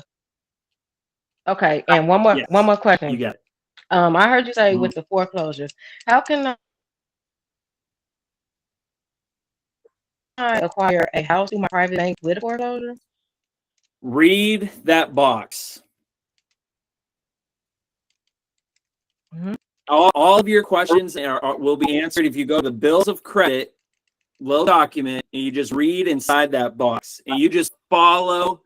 And it's with anything. I don't care what you got. I don't care if it's a house, a car, a boat. Follow the order of that little paragraph box that Patrick put together, and you can purchase and acquire anything. Okay, I'll do that. All right, thank you so much. Yep. No problem. Let's go. Damsel in distress. In distress. Okay. Oh, okay. I found the way to unmute. Good evening. Good evening. I have 3 court questions. 3 court questions. Choose one. Okay. If the court case has numerous, they created numerous derivatives of the initial case. So there's like 7 different case numbers for CPS taking my child. Do I have to do SF sets? Yes. Okay. Yep. Because cover all your angles. It's a solicitation. What about just do all of them? Okay. What about if they don't have Get CPS is done in Bradstreet if I don't have number. no derivatives? Mm-hmm. So what's going on?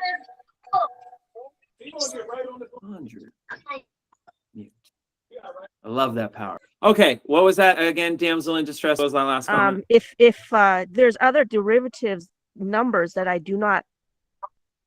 am not aware of that they keep creating, how do I handle that? Take the numbers you do have, because you don't know what you don't know, and you don't know what you can't see. So only deal with what you see and what you know. Okay, and then is it based off of my social that they're using or my birth certificate? I don't know. Yeah, For that's CPS why you gotta also look at that box and being like, and try to read those court documents, and yeah, try to figure out what is the bill of not the bill of credit, because the bill of credit is the court or the ticket, but what is the disbursement officer that they're putting the charges against? If it's children, I want to say marriage. It could be multiple. It could be a marriage certificate. But I was never married. Oh. Yeah, then if there's no marriage, okay, so yeah, just do deductive reasoning. So then if you don't have a marriage certificate, then it's got to be an SSN or something like that. But again, I don't want to say something for sure. That's something that you got to look at and figure out who the disbursement officer is. Okay. All right. Thank you. No problem. Let's go to student 0. Greetings. Greetings. So my question, and I'm just kind of gathering all of this. I'm pretty new at this, but let's say I have state and IRS taxes due. What would be my first step to take care of that? And I have a car that the bank, I never signed the promissory note, okay, but the bank is trying to get payments from me. What do I need to do? What would be the processes using this. Which marketable security, the performance of the payment bond, is used for bills and taxes? I don't know. Rewatch this video. Rewatch this video. Once when you figure that out, you'll be able to take care of everything.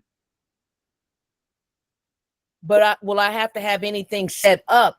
What all do I need? Well, my banking, I went and got all 3 of those bankings. What else would I need to have to do? Everything that we discussed in this video today. Okay. Yeah, that's the answer. And I don't want to, I'm not trying to like shove off your question to not answer you, but you really gotta listen to this recording a few times and let it sink in and know it like the back of your hand, which bonds to use for your bills and your taxes, and which one's the depository bond account.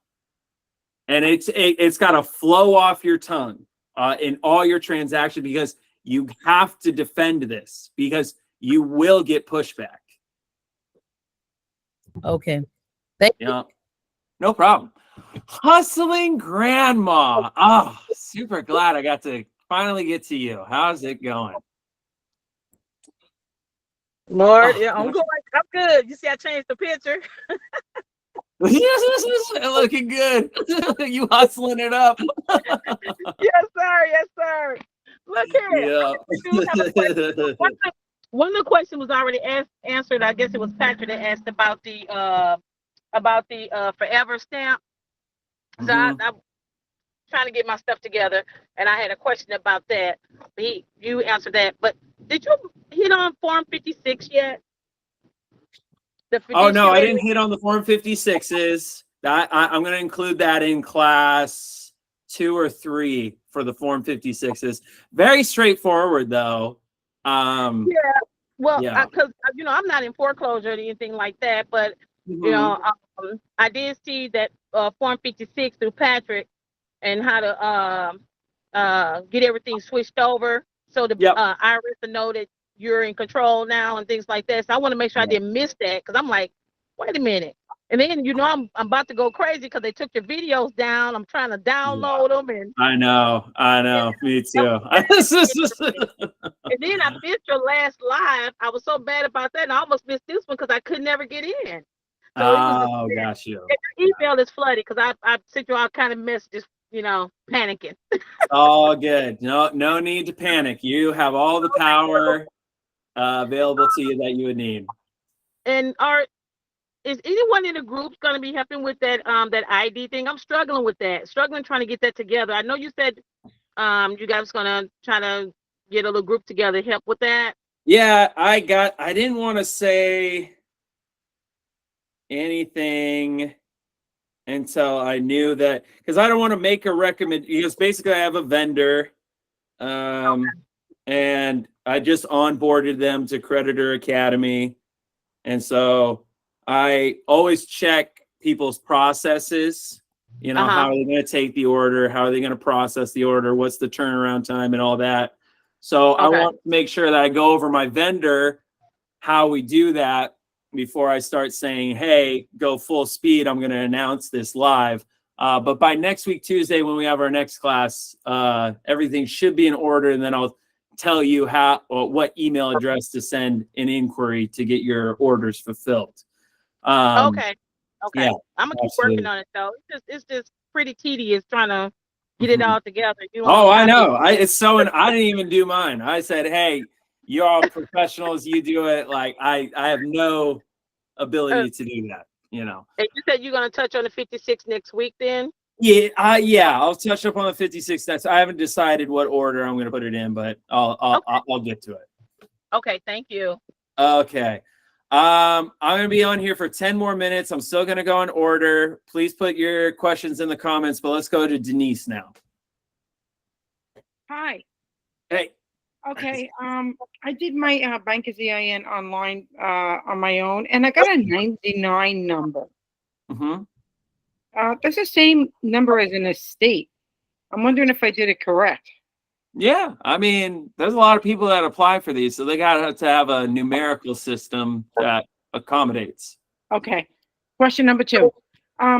That 11111 Constitution Avenue, does that still apply for us to send our information, our whatever, to? Yeah, I think that's the IRS Technical Support Division, or the TTNL.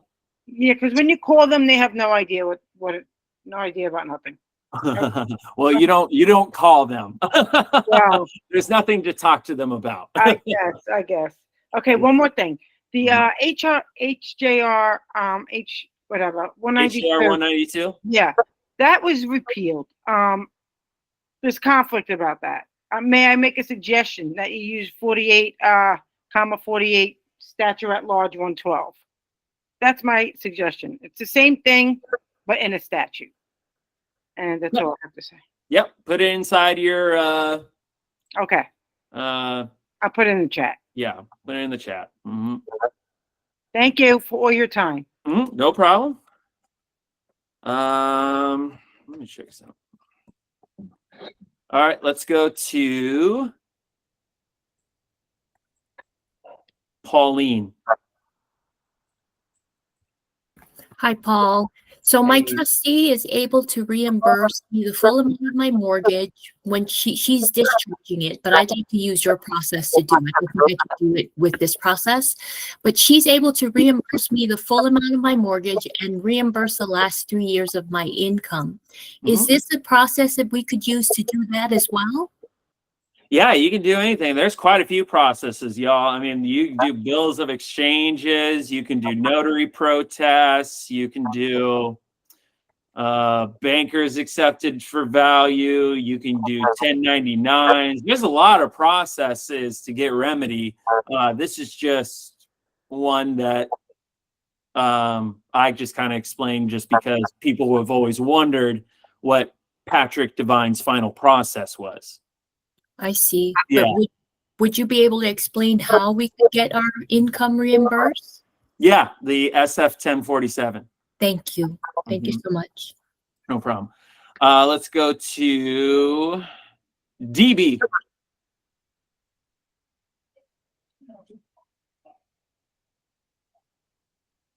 DB. What's going on? You don't want to talk to me? Come on, buddy. I want to talk to you. Hello? Can you hear me? Yeah, I hear you. Hey, good job, man. I really appreciate the work you put in here. No problem. I did my foreign grantors trust, and they sent me a notice back with my EIN, but it said that I had to file a 1041. With that, did I do that wrong? No, you didn't do that wrong. That was outlined in Patrick Devine's file. Let me kind of show you. EIN in a nutshell. Yeah, here we go. Yeah, no, you didn't. I understand why that happened. That's why I kind of want to draft it out real quick.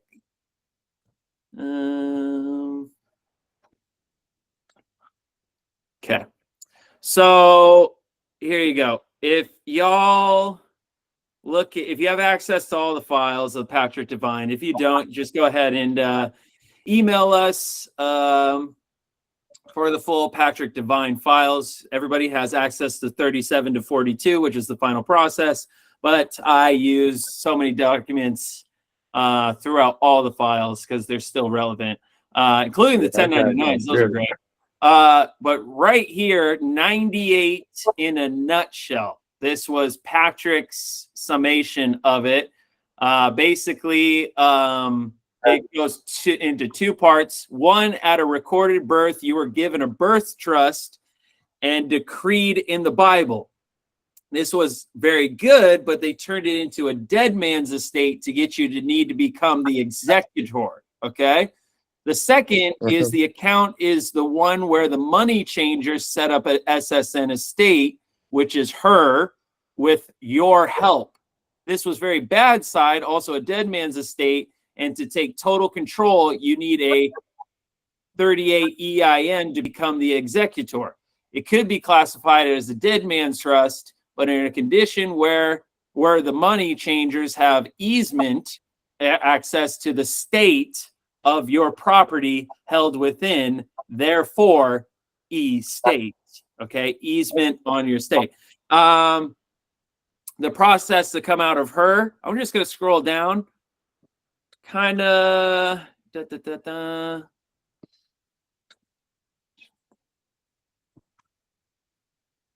thought it was in here. What was it? The 1041 you said?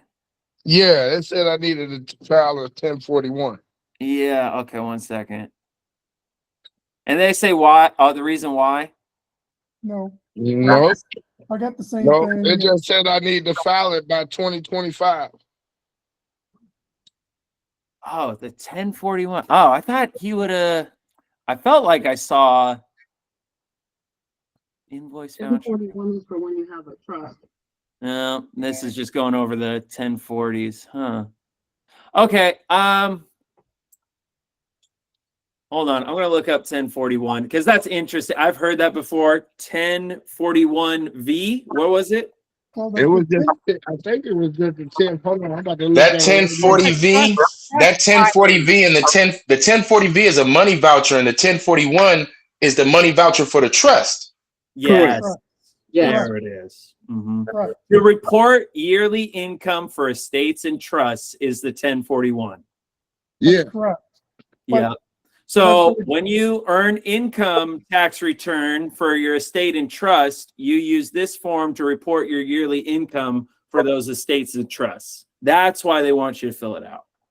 So that's like when we get our private banker to get the money and we ship it over there to the savings account, we got to report that.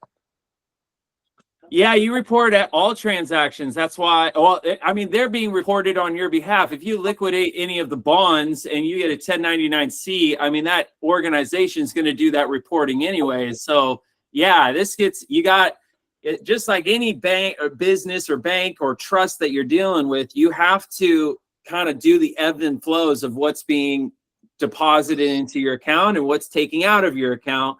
And then there needs to be an accounting of all of those. That's why when you submit SF 1047, you're exchanging the monetary value of the credits that you're withdrawing from the account and replacing it with an accounting voucher. That accounting voucher goes into the vault. So then if the accounting officers, also known as the Secret Service, go in to do the accounting, they'll see, oh, the credits are accounted for because we have a voucher in the place of the credits that were withdrawn from.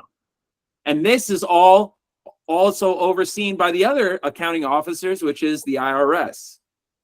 Right. Okay, I got one more. Is this method, can I do this with child support? You can do this with anything. It's just do you know who I would report to? That's why you got to go. You know that bills of credit document I showed? Yeah. I'm going to show it again. I swear, I'm going to shove this down y'all's throat. I am, because y'all, I'm telling you, you guys, it's going to blow your mind how simplified Patrick made it. Because I didn't simplify it. Patrick simplified it. But when you go into, oh my,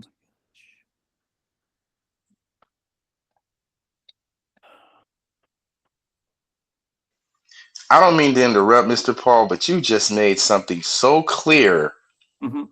A light clicked on about the 10. You're right. It's in the 1099. It's the 1099s. The 1099s. So it's everything. Yeah. That's you it. Get your eggs in line. All right, here it is. Okay, bills of credit. I want you all to just print this, and I want you to read just what's in this box. Read it 20 times. And then you'll see why I always go back to this on how I answer your questions. I always ask you guys the same questions. What's your bill of credit? Do you have a traffic ticket? You got a tax bill? You have a court charge? Do you have a utility bill? Do you have a mortgage payment that you got to make? What is the bill of credit? I'm trying to figure out what's the bill of credit. And then the next thing I'm trying to figure out is what's the commercial construction contract that that bill of credit is being issued from? Is it from the driver's license, your mortgage title, your certificate of title to the vehicle, the house, the property? Is it your marriage? Is it your birth, your social security number, etc.? And where that performance and payment bond is from. As soon as I figure out what the bill of credit is from you and what your commercial construction contract that it's attached to, then I only need to ask one more question. What state issued the credit? Was it a bank? Was it the clerk of a court? Was it the treasury? Who was it? Then I know who to talk to. It's all just in this one box. It's so clean. Okay, so I go to the clerk of court since that who issues it. There you go. And that's how you take control again, because now you can take control of all your assets because you know the deductive reasoning you need to make with all your bills going forward. So now you don't need to ask Paul Michael anymore about how to fill out forms and all that. You're just like, oh, I know the order of which does that. Mm-hmm. All right, let's go to Kenny. Thank you. What's up, Kenny? Kenny? Yeah, you killed Kenny. You bastard. Kenny, did they kill you? What happened? Can you hear me? Yeah, I can hear you. Oh, Kenny. Okay. Yeah, much higher voice than I thought, or deeper voice. Yeah. So, quick question on the UCC. Mm-hmm. Is it supposed to be two debtors, and if so, why? On your non-UCC, there's only one debtor, and that's your UCC Social Security. Okay, I thought I saw one of the forms. He had the name for two debtors, so that was it. That was it. Okay, cool, no problem. Let's go to Lovemore.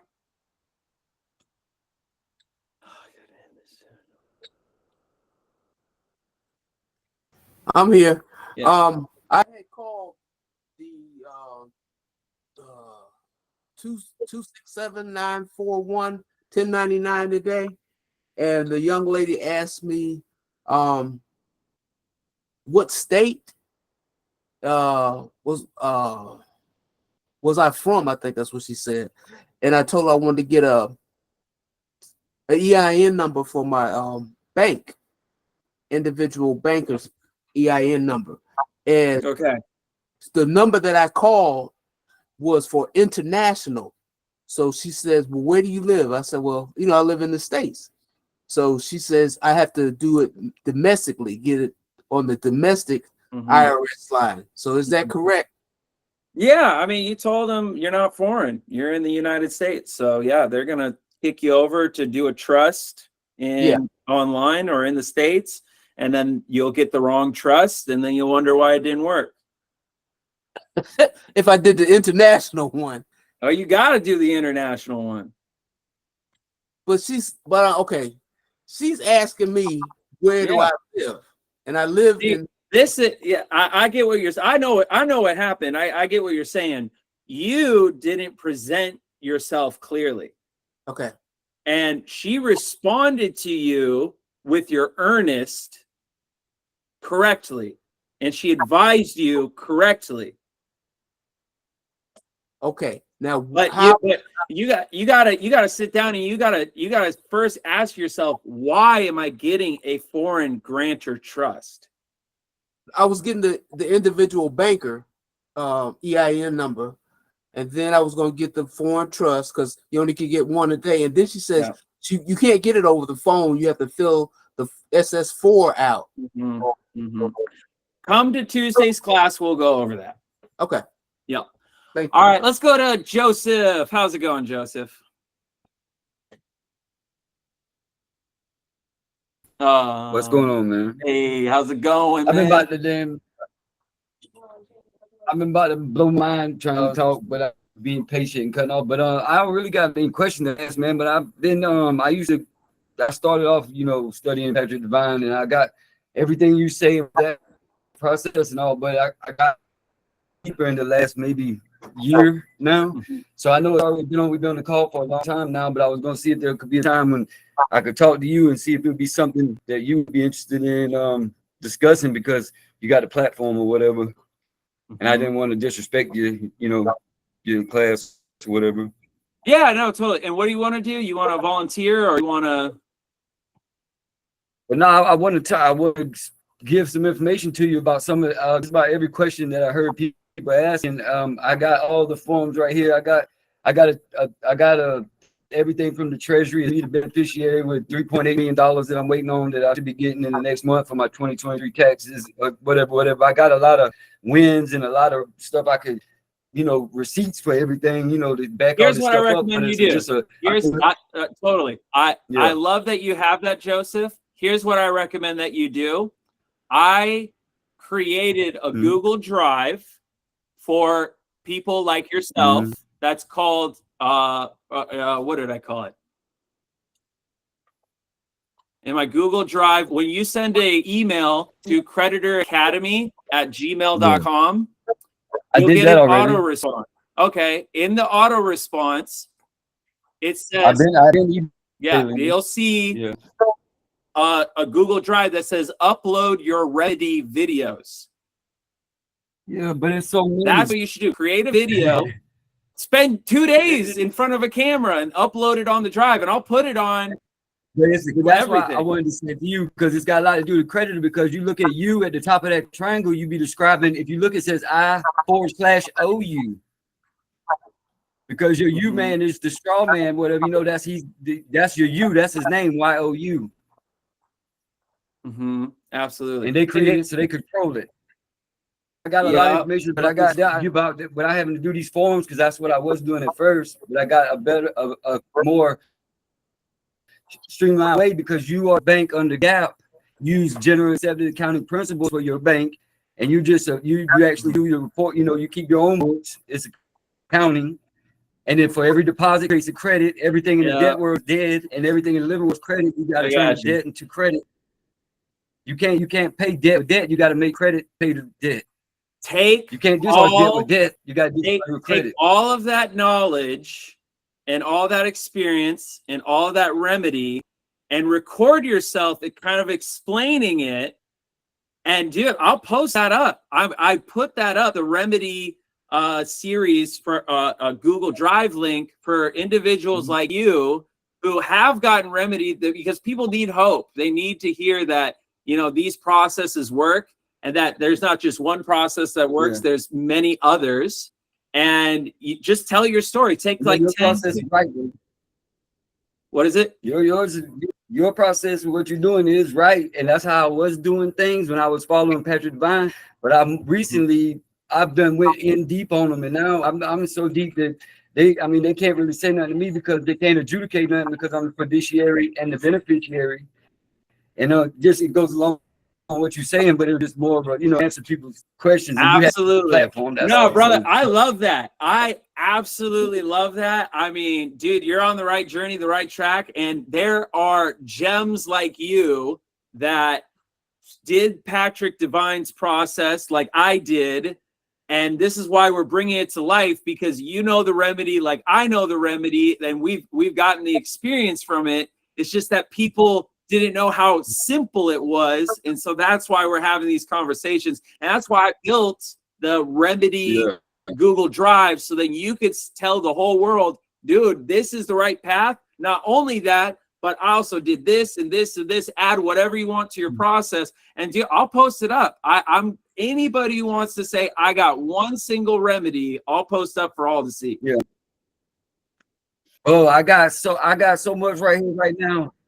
I can show you so much right here, right now, with my birth certificate and all that. I got it so laid out. I posted the link to the remedy folder.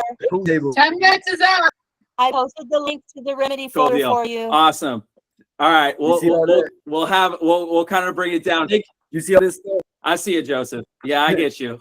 Create a video, man. Record it all. Yeah, that's I'm not gonna look at it right now. Oh, I know. You know, it's for another time. Yeah. But I want to see it, man. Just sit down, record yourself, go through every single document presentation, upload it. I'll look at it. Not only will I look at it, but hundreds or thousands of people will look at it as well.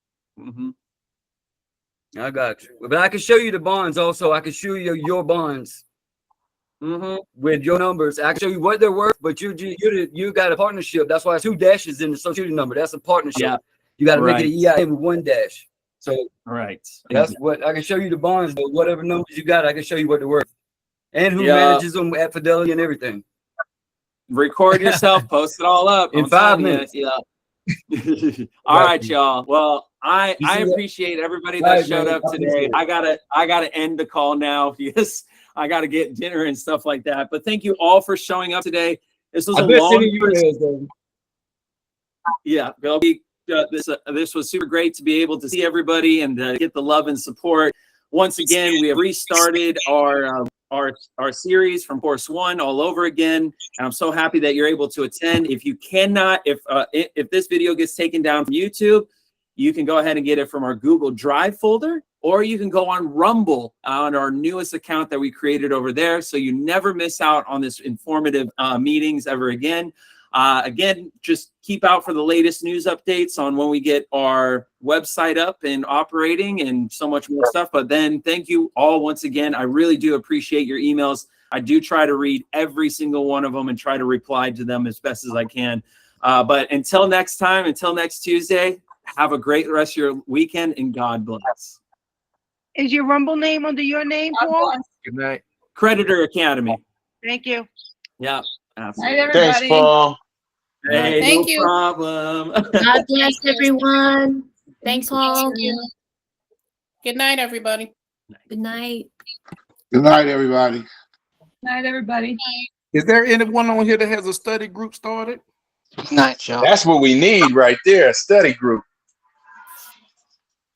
Or is there anyone on here from North Carolina? Good night, John Boy. Oh, yeah. Anybody here from Minnesota? Yeah, I need a California. And I'm in Illinois. Wow. Ooh, we done been around the world and around the world already. Honolulu and everything. Lord have mercy. I think we everybody rules is different. Anybody needs that paper, I can do that paper. Is there anybody Proof from of Hawaii? identity. That's what I Proof need. of identity. I need that help. Yeah, I can do it. I can't wait to get this this banker EIN. I'm waiting on mine to come in the mail or the email, and I have been following Mr. Devine. It's crazy because I told the bank, I set up a trust account. I told the bank I wanted to do there's a video about a coupon endorsement. And I told them I wanted to do a coupon endorsement, and I had already lightweight underwritten the endorsement. And the man was with it. He was like, bring it in, what you looking for. I said, I know the lifetime value. Well, supposed lifetime value is damn near unlimited, but I wouldn't want to take anything under 5 million. So he was like, okay, give me a little bit of time and I'm gonna get back with you with this, but there's no reason why, the bank can't pull it down for you as a special deposit, no tax. Word. Wow. Wow. So who was you talking to at the bank? Like, who was you communicating with? Okay, so I bank with this particular bank. I got 2 separate trust accounts. One is naturally is the great good old B of A. I try not to really fool with them, man. They whole little setup is just, it ain't right when you're trying to get things done today. They have waiting rules, you feel me? You're gonna need that medallion stamp on your TDA paperwork, and you want to have that attached to your trust. So I went to PNC. PNC knows what's going on here. That's the best way I could put it, man. They know exactly what I was trying to do. Yeah, I went to PNC too and got my medallion stamp. Hey, listen here, man. PNC with shit, man. Excuse my French.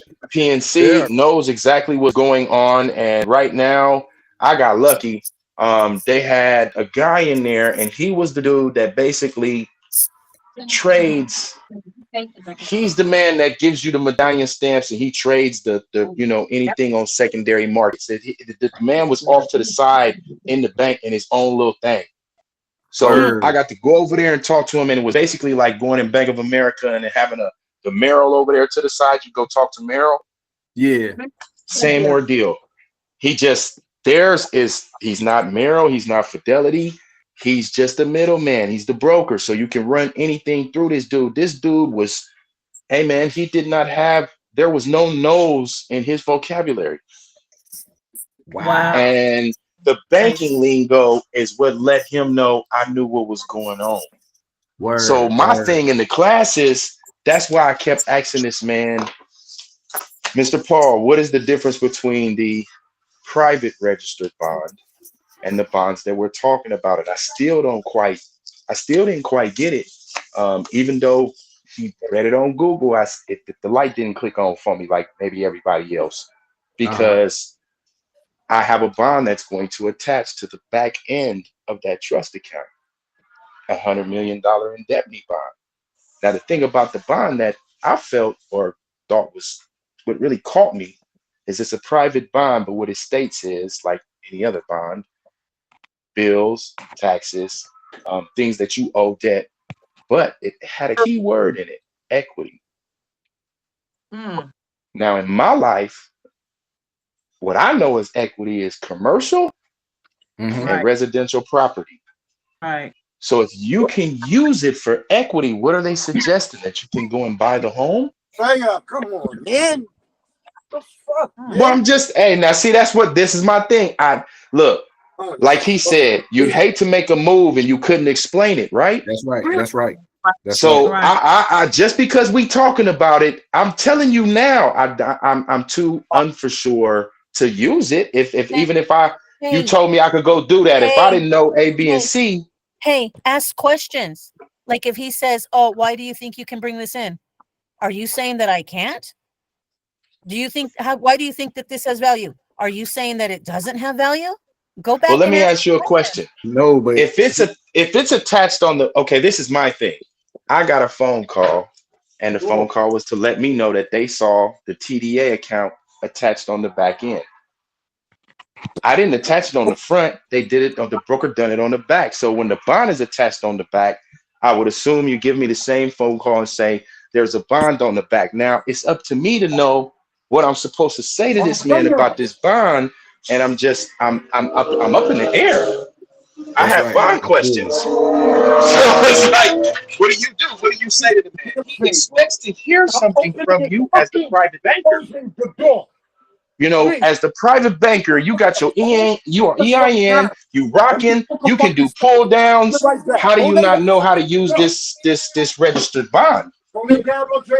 Right. So if it's a bond that can be, what do you do with it? What do you say to the man? I want to use this. I mean, naturally, you can say, okay, I want to set up now a contract account through the bank. Now, what is that contract account? Every contract you have, instead of you doing it by yourself, like what we're discussing here, you go up to the man at the bank and take your credit card bill. You go up to the man at the bank and take your electricity bill and run it through your contract account at the bank. Something we've heard of, but nobody knows how to do it. All of that is attached to this. You're just using the bank as the middleman. So, okay. If you read I heard somebody ask about the 56. Can I did. Ask you? I did. Yes, I ma'am. did, because I can see in that 56, and I said, wait a minute, I have not heard him say anything about that 56. And they said it's important to do that, especially when you got a mortgage as well. Okay, well, look, the 56 is you as a fiduciary. The 56F is you appointing the fiduciary. Correct. All right. Now, when you're putting in this 56, you're basically anything you want to do. So, like, let's say you got the court case and it's too far along. You feel like, all right, man, I'm gonna have to go into court. All right, go down to the county clerk and 56 the judge and make the judge trustee over the court case. Okay. Well, I don't have no issues like that. This is mainly my mortgage. I'm not in foreclosure or anything, but they were saying when you send in your packet, like I need to send in my packet to U.S. Bank, They said, make sure I have that 56 in there, so they'll know as well that they're not over my stuff anymore. Now, he didn't touch on that voucher, but my understanding to that 1040 and that 1041, if you don't have a trust and you was just busting it with your social security number, you would take a 56, send whoever that is that you're dealing with that 56, and you would send them that voucher and leave a voucher. Well, see, I would, for me personally, I wouldn't leave a voucher open. I put whatever I own on that home on that voucher. Yeah. And they're gonna cash that voucher off your number and send you your title. That's another thing I was wondering, like, how do I get my title, and can I get my money back that I paid into the house? Yes, you can, and he will. So I don't mean to cut y'all off, but I've already been through all 4 of his classes, and I think that a lot of people want the remedy in the first class, and he can't go over every single thing in the first class, but he is going to touch on the vouchers. He is going to tell you how to get all your refunds back, everything you've paid until you, even if your car is paid off of your, or yeah. I think that was paid off. Hey, now check this out, y'all. I got a cold one, and I don't know.